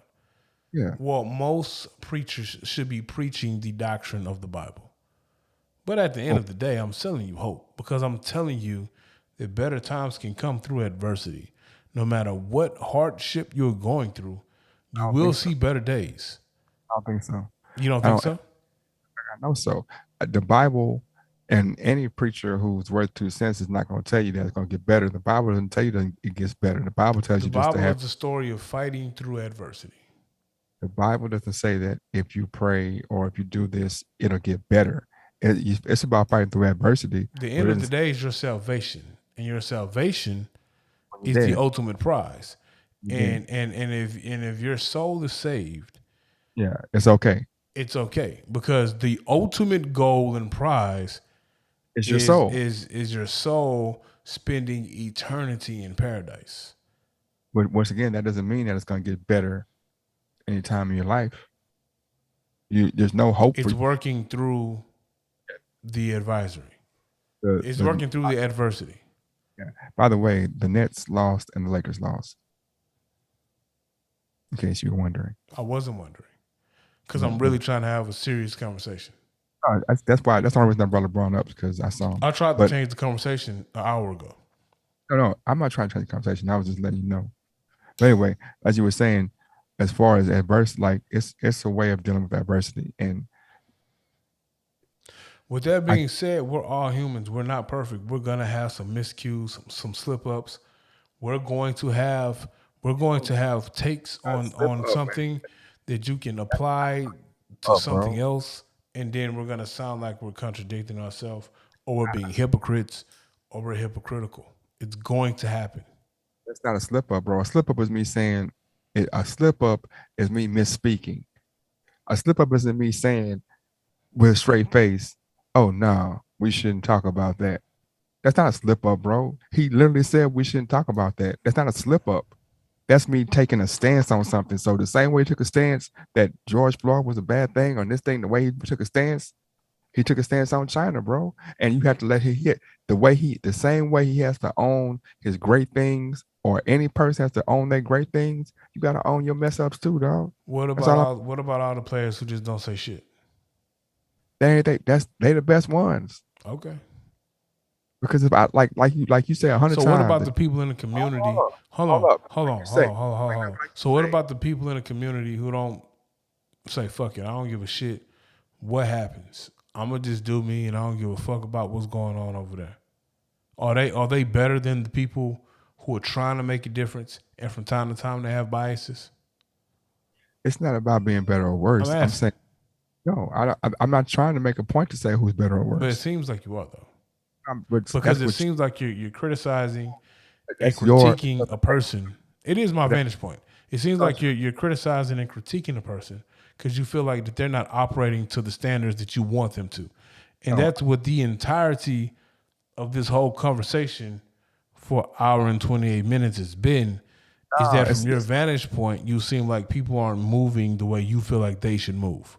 That's where it gets convoluted, because you throw a narrative about how I feel about I'm not throwing a narrative. This is what you started. You led with this, bro. I've said 100 things. I've said 100 things. I've never said anybody has to move the way I want to move. No, you didn't say you didn't say you have to move X, Y, and Z. But you inferred that they aren't moving the way they should be moving because of X, Y, and Z. But I did say everything I referred to was nothing about me. And I took myself out of it. I said, it's about the community. You only took yourself out of it for argument purposes. Because at the end of the day, if you didn't feel a way about it, it wouldn't be a conversation. What do you mean? Because you're talking about your vantage point. Everything is how we feel about stuff. If I come on here and tell you, say, man, I don't like the way this nigga over here be wearing his Jordans. Yeah. I'm telling you that because I wear my Jordans a certain way and I don't like the way he wear them. It's all about your vantage point and how you are digesting what you're seeing. That's your personal viewpoint. Me, what I'm saying is I can make a commentary on something, but like I keep saying, I'm looking at it from a bird's eye view, which is not my point. My vantage point is not a bird's eye view. My vantage point is I'm standing in the middle. I'm in this. I live in this world. You record this, right? Yeah. So you clearly started the conversation with people we put on, and now you see them doing X, Y, and Z, and you feel like they didn't come ask y'all to be a part. You And then clearly started the conversation with that. So with you sure, starting the conversation that way, you implemented yourself as feeling said way. but I'm saying immature to what? You know, immature. What? Like Immature? What you mean talking about? Who said somebody the group immature? no, I said it's matured to what? The conversation started off with me saying that, and I matured it saying like, well, yeah, this is how it started from a vantage point of myself. But Exactly. then it matured to say it's more about how we move as a culture and not about how somebody moves with me. I said it's how we move as a culture. And I asked questions about why don't we have these things? Why can't we do these things? Why are these things prevalent and these things aren't? The questions But came because you feel like people aren't operating the way you felt like they should, though. the question came because I'm saying that the way that we move, the way that we're operating hasn't yielded the results that we want as a people. We're not We operating in any positive ways. say any. That's a crazy I'm ass way to asking say. you that because Crazy you to, never come on here and talk about the positive ways that we're moving, though. that's crazy to say any. If But everything you is about never come on here and speak about the positive ways we're moving as a culture. definites, bro, when people speak in definites, they're talking crazy to me because nothing is definite. So you say never, you say any. That means you're talking in terms that Give me people. 2 examples of when you came on here and you spoke positive about the way we're moving as a community. Let me think. Damn, you got to think, my guy. And then the crazy shit is this. And then when I shoot off an example or two, instead of you looking at the example or two and being like, yo, that's fire, you shoot it down and you try to find a way or you try to find an example of how that shit should be tainted too. My nigga, what it is We when don't want to see your thigh, my guy. I got the thigh muscle love. You see that? Yeah, we I don't gotta want work. to see that, bro. But the thing is, see, I'm comfortable. The thing is, if the only like, I think what you're mistaken, or it's okay to be critical, bro. I It's didn't say okay it to. wasn't. I'm But not, but god that's damn, there's some positive shit going on too. no. It's okay to be critical, bro. I can be critical as fuck, man. That's okay. It doesn't make me any kind of way to be critical. But when you're saying is, well, you ain't do, I'm like, I understand what you're saying, but who's gonna be critical? If I'm not critical, who's gonna be critical? Who do you know that's critical? You think have you ever heard of Farrakhan's speech, bro? What you mean, have I heard? Yeah. Yeah. Is he talking nice to people? Is he in here saying, man, black people are great? We doing, is that what you're talking about? Or is he giving a 45? Farrakhan is giving out praise also, though.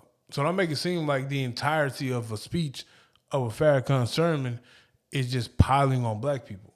Yes, What I'm saying, Farrakhan will tell you what we need to do as a people to get better and to improve. Farrakhan and what, also will give you some praise about what we're doing as a people that's what great and what we can grow on and improve on. You have not given me something to grow on. You have only given me negatives.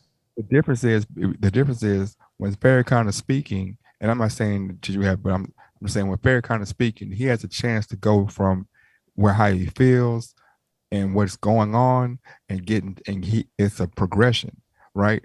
And the reason why I don't get to the part where it's positive, because when I talk about the negatives, you be like, oh man, well, can you do like you be pacifying that like you be trying to whitewash or sweep under the rug the things that I'm like, nah, bro, we can't give this nigga a pass, man. We can't give LeBron. You like, have he misspoke?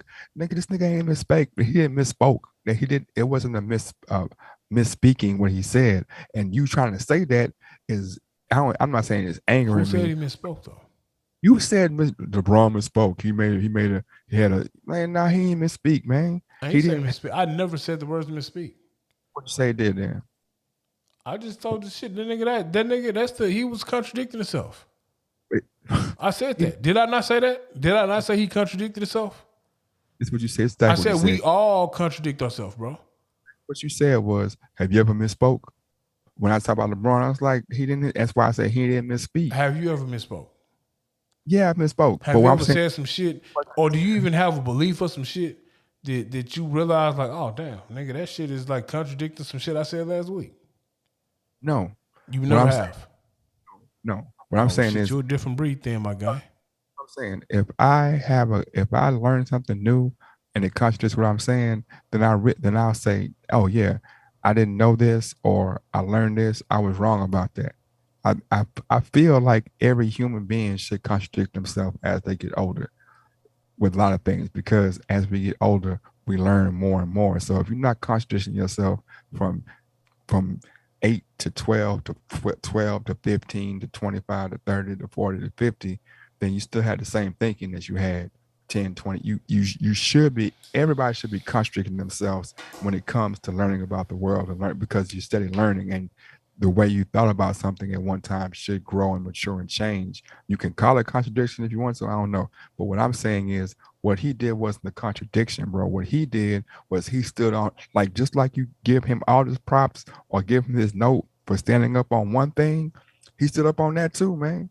And that was wrong. So what the reason why I can't get to the positivity is because, like, you were trying to get me to pass over on the wrongness. I'm like, no, if I'm wrong, I'm gonna stand. If I'm wrong, then you can call me out and be like, bro, you was wrong on that. And I can be like, I can accept it. I can't accept it. I can go back and research. But you're not gonna say, I know for a fact if I'm wrong, you're gonna be like, oh, you was wrong, but you had a right to be wrong, because you're gonna be like, nah, you was wrong. You stood on something and you was wrong. And I would expect that from anybody to tell me if I'm wrong, to stand like, oh yeah, you was wrong, and this is why you was wrong.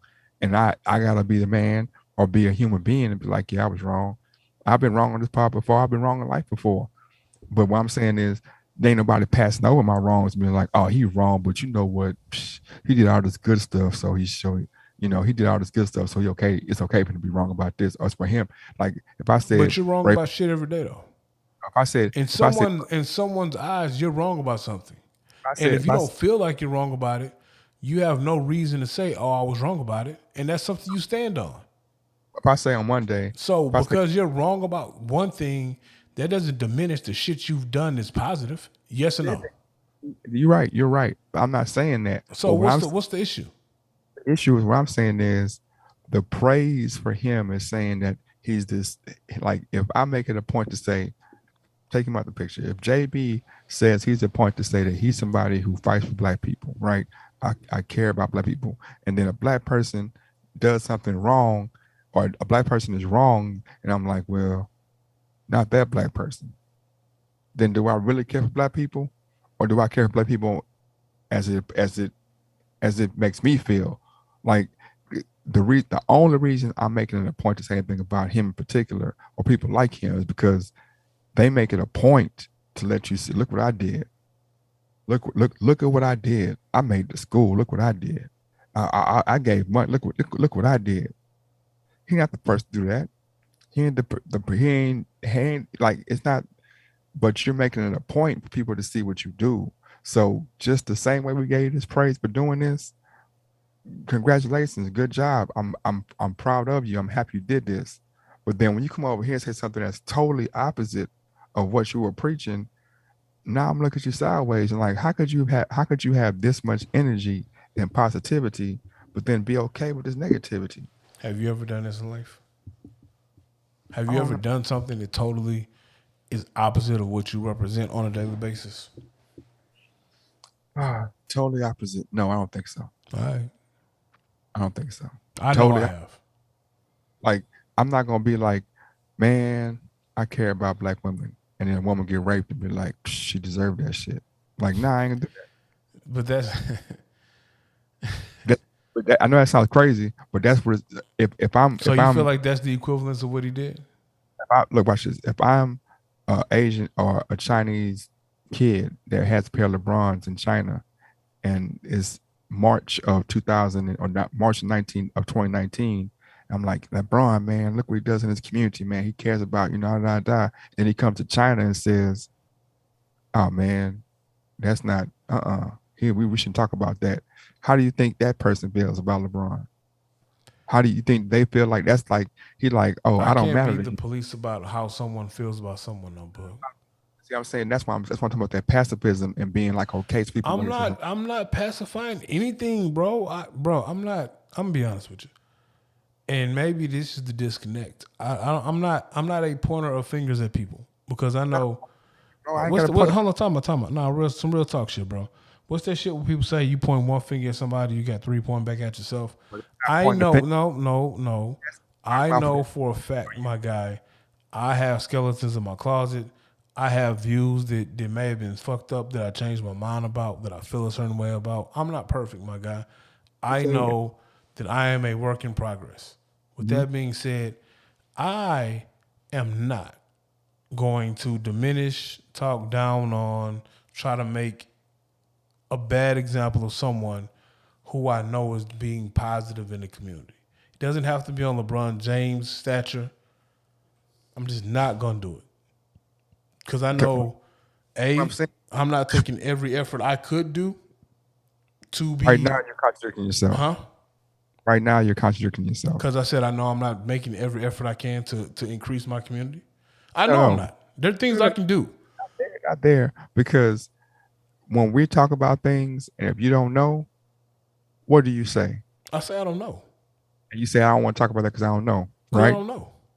Yeah, just today you said I'm not versed on that, so I don't want to talk about that. Exactly. Whatever we talk, right? Yeah. So what I'm saying is, basically, the main part I'm saying is that this guy that we're praising or whatever, he's not well versed on these things, but he keep talking about these things. What do you know he's well versed on? How do you know it? Give me the fact that you know he's not well versed on something. The facts that I know he's not well versed on it because of what he said. So do you talk about stuff you're not well versed on? Try not to. Do you make comments on things you're not well versed on? Try not to. But we do it every day though. And you do it every day. But I'm saying But you do it though. Yes or no? You know what I'm saying? So you're saying I'm asking, do you do it? Yes or no? So is it okay? I'm asking, do you do it? Yes or no? I try not to. Do you do it? Not on purpose, no. Ask me. Okay, do you do it? I'm pretty sure I do, yes. Okay. Now, JP, do you do it? Yes or no?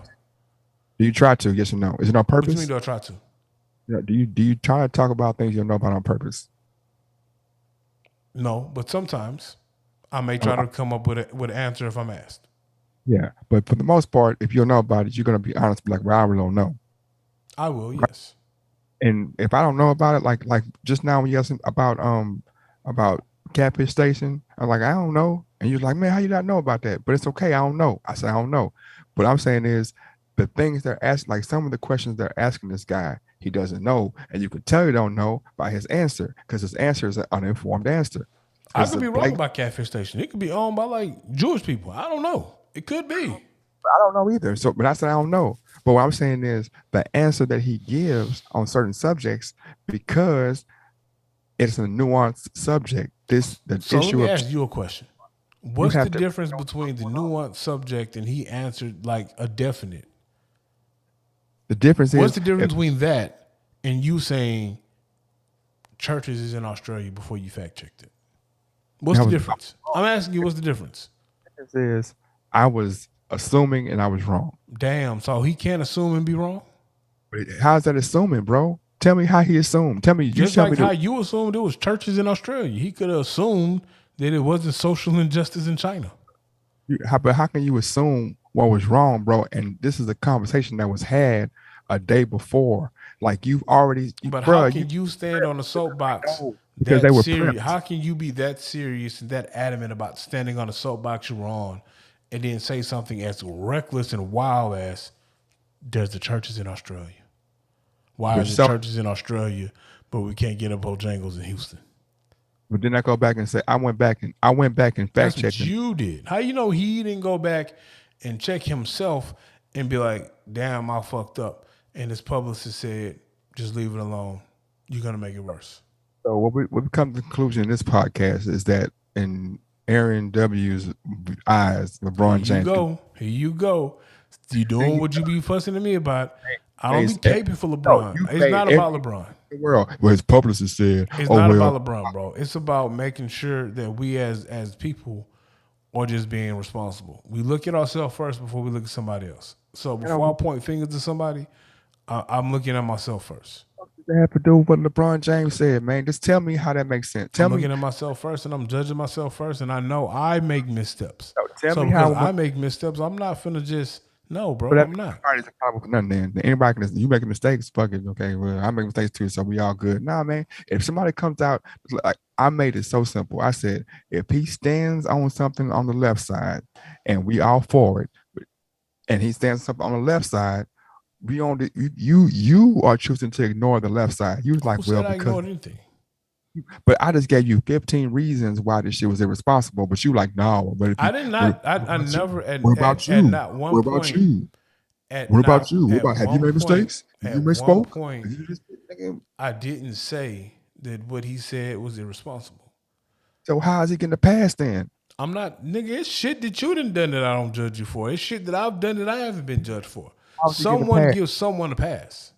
I'm asking you a question. Why are you giving him a pass? I'm not asking about nothing else, but why are you giving him a pass on that? I'm gonna be honest with you. The situation, Yeah. it went. I didn't give a shit about it that much. That's what I'm saying, and that's what I know that I kind of had that connotation from most black people. Most people in the United States, period, not black anyway.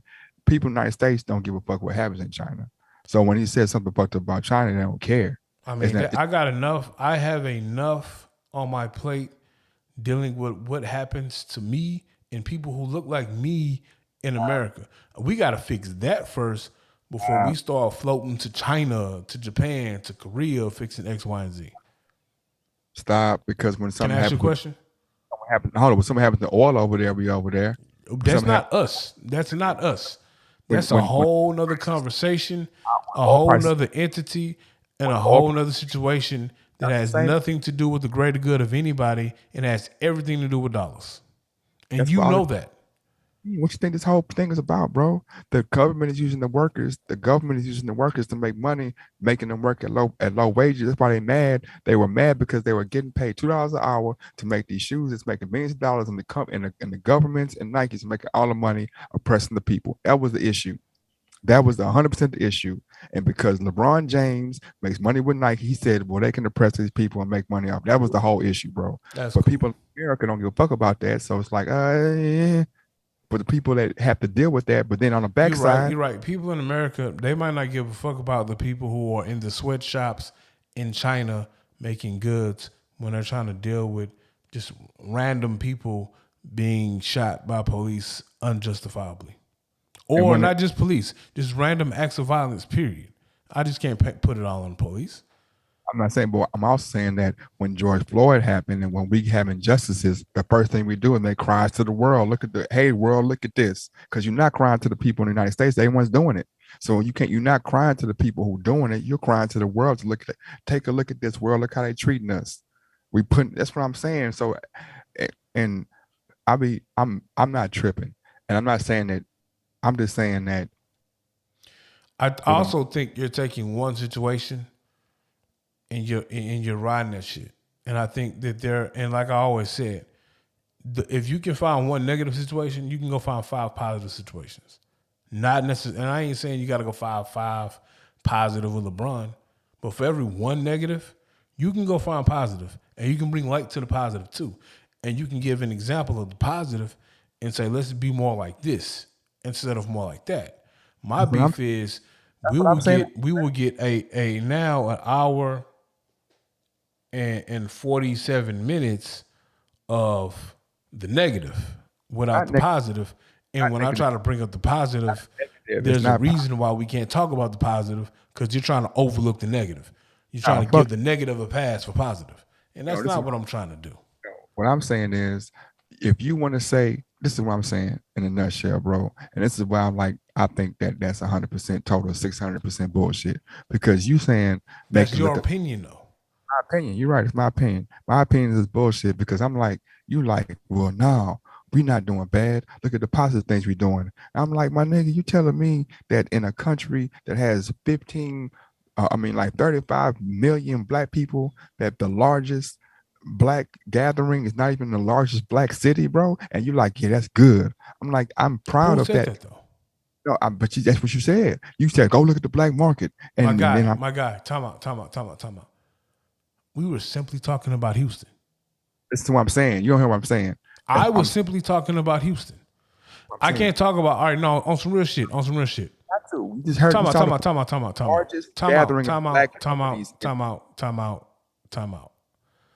I can't talk about St. Louis because I don't know anything about St. Louis.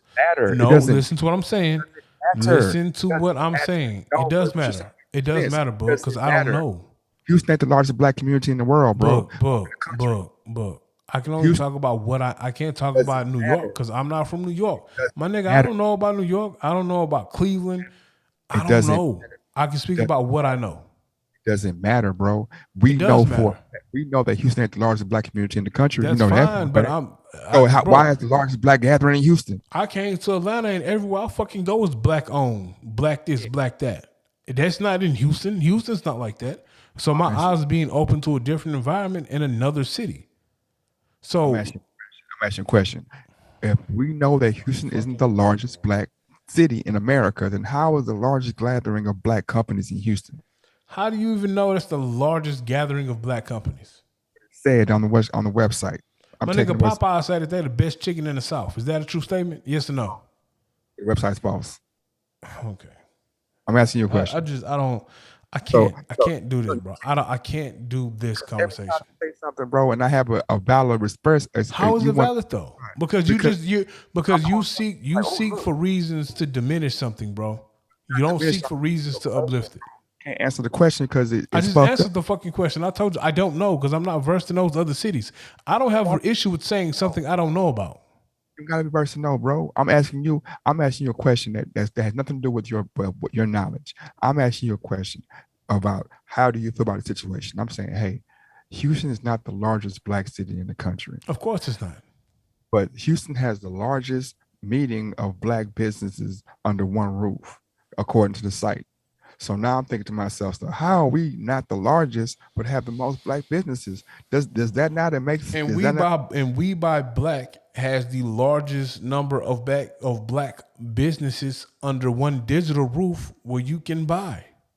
So everybody has a stake to claim of something. What's wrong with taking a positive and saying this is fire? This is what we're doing here. Let's help build on this. Let's help build on this situation over here too. What's wrong with that? What's wrong with acknowledging that? I'm asking you, do you not? I mean, I'm asking you what's wrong with acknowledging that? Acknowledge that. We are in the statement was the acknowledgement, bro. So why are you trying to bring a negative on it?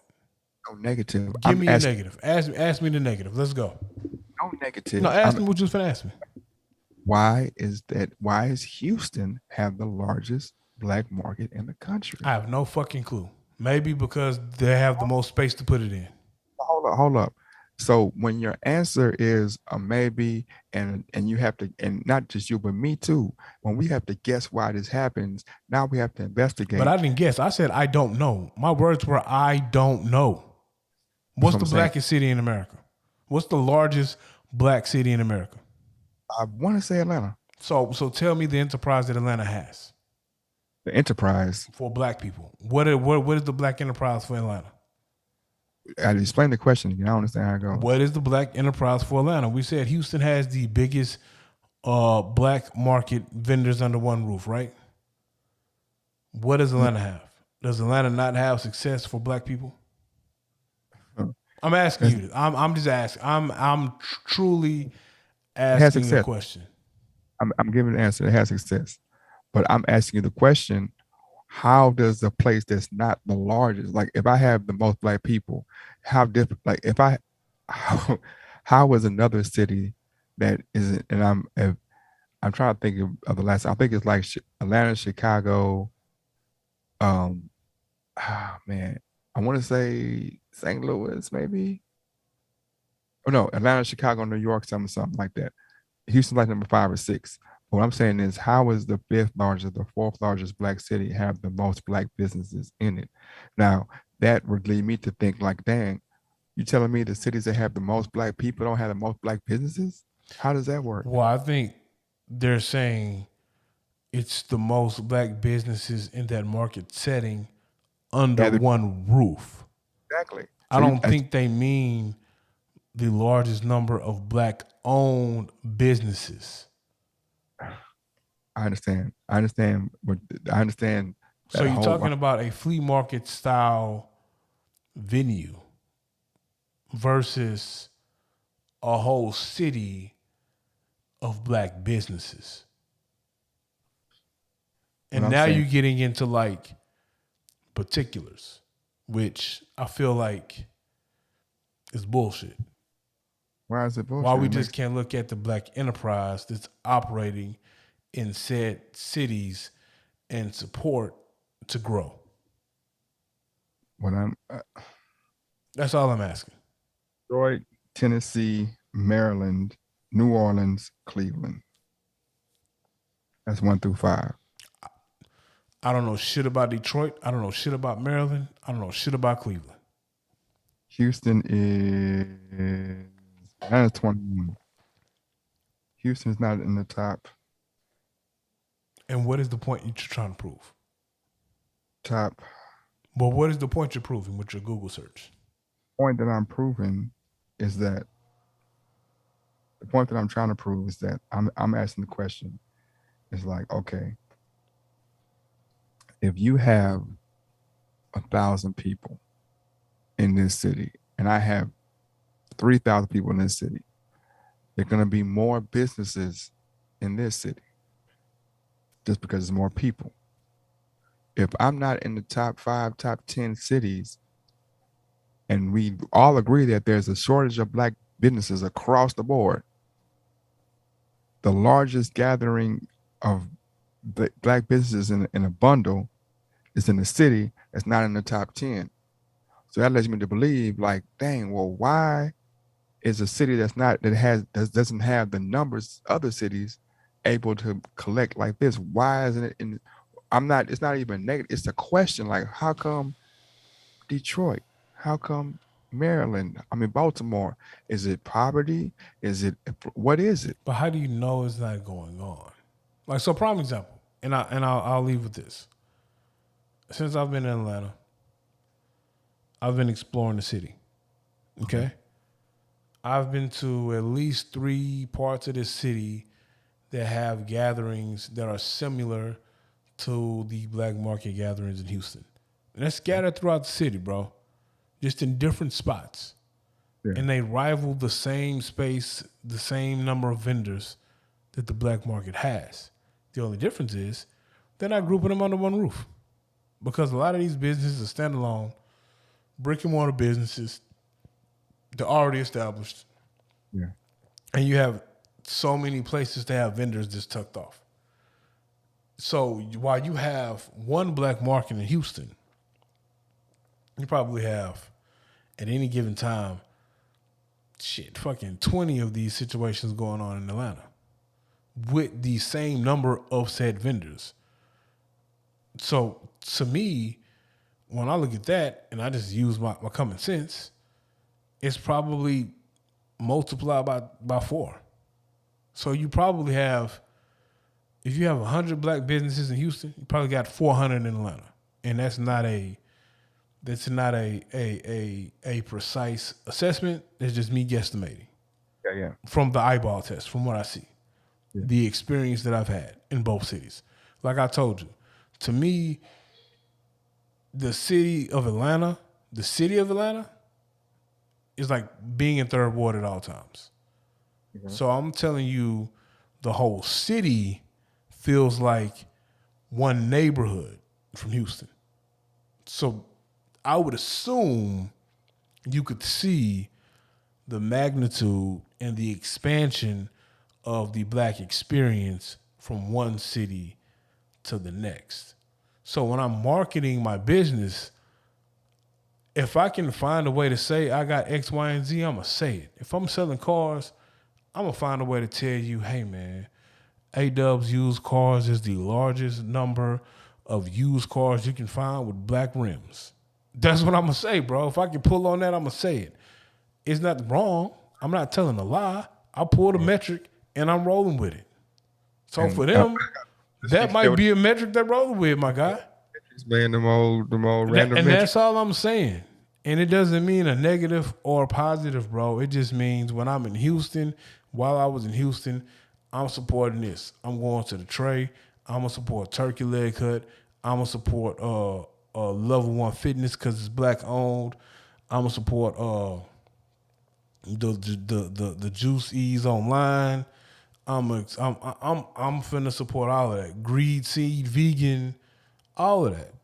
But that is literally in one section of the city. But I come to Atlanta and I can drive for an hour and I'm still hitting black-owned businesses. That's it. We're gonna talk. That's all I'm saying. We can talk about. We can talk about your inability to explore the city of Houston another time. No, I'm not saying it's only Third Ward, and you know that. I know. I mean, because you're a self-proclaimed hermit. Like you don't fuck. Like as you say, you don't fuck with niggas. Not like niggas, but you know, you stay in your circles. Yeah, I ain't got time for bullshit. And when I say I don't fuck with niggas, I don't mean black people. I mean the true definition: ignorant motherfuckers. What I'm saying is that I go and get down with everybody and anybody. So I might know a larger circle of individual. You tell me in Houston where I can find the black experience in its royalty and regalness outside of Third Ward. I'm listening. Fifth Ward has been revamped. When last time you been in Fifth Ward? Yesterday. I went in two-step with people in Fifth Ward at a club called the New Potato. They were excited to be at the New Potato. It was a mixed crowd: whites, blacks, Asians, Vietnamese, Hispanics, Spaniards, Puerto Ricans, Cubans. They were all two-stepping at the New Potato. And you know what I said to them? I said, hey, y'all know what corner y'all on? Do you realize if you veer off 2 blocks that way, you're going to get shot? If you veer off 2 blocks that way, you're going to get robbed. Do you know where you at? Racist. Oh, it's a nice community. I have a condo over here. I pay $2,500 a month. That's what I get, bro. Gentrification, man. All right. You got Fifth Ward, of course, Fourth Ward. Fourth Ward? Come on now. That's my stomping grounds, bro. Was that same in the Fourth Ward? What you mean? It don't look the same. All Midtown, bro. That's what I'm saying. The brick streets and the row houses that were there have been replaced. Okay. Shit. One small section. Bro, let's keep it a buck. I used to roll from West Grade to Allen Parkway. I know what it looked like, bro. It don't look the same. Don't sit here and try to act like it's the same Fourth Ward, my guy. Don't do that. Don't do that. It's not the same, man. All that shit damn near look like Revolts now. Don't do that. I mean, we walk through the, they keep the Freedman houses and those things are still open. My guy, you're talking about, and I'm not trying to diminish it. You're talking about some blocks. Who being naked now? Who being negative Nancy now? GLEC don't even look the same. GLEC. You don't even know what that is. But you black though. Let's go. What else you got for me? Name a hood, bro. I've been to all of them. You ain't hear my raps. Now you hear hopping now. You ain't hear my raps, bro. I'm good anywhere in H-Town, bro. Okay, so I said Third Ward, Fifth Ward, Fourth Ward, First Ward. Did you say First Ward to me and keep a straight face? Yeah, First Ward. You don't even look like First Ward no more. Don't do that. Don't do that. Let me see. I guess OST's been revamped. Scott's been revamped. So I mean, that's Third Ward though. It's backside of Sunny Side. So it's like, it's not as I would say if you would take all those areas and put them together, they'd probably be as big as Atlanta. But since they're spread out. Atlanta black as fuck, bro. Yeah, but Atlanta's smaller than Houston too, though. It is. And that's the thing. It's smaller than Houston. So proximity. But that smallness is concentrated with nothing but us. And them a little bit sprinkled in. I feel like in Houston, I feel like the chocolate morsels in white milk. In Atlanta, white people should feel like white morsels in chocolate milk. All right, man. I got to get out of here. I got to go to Tampa in the morning.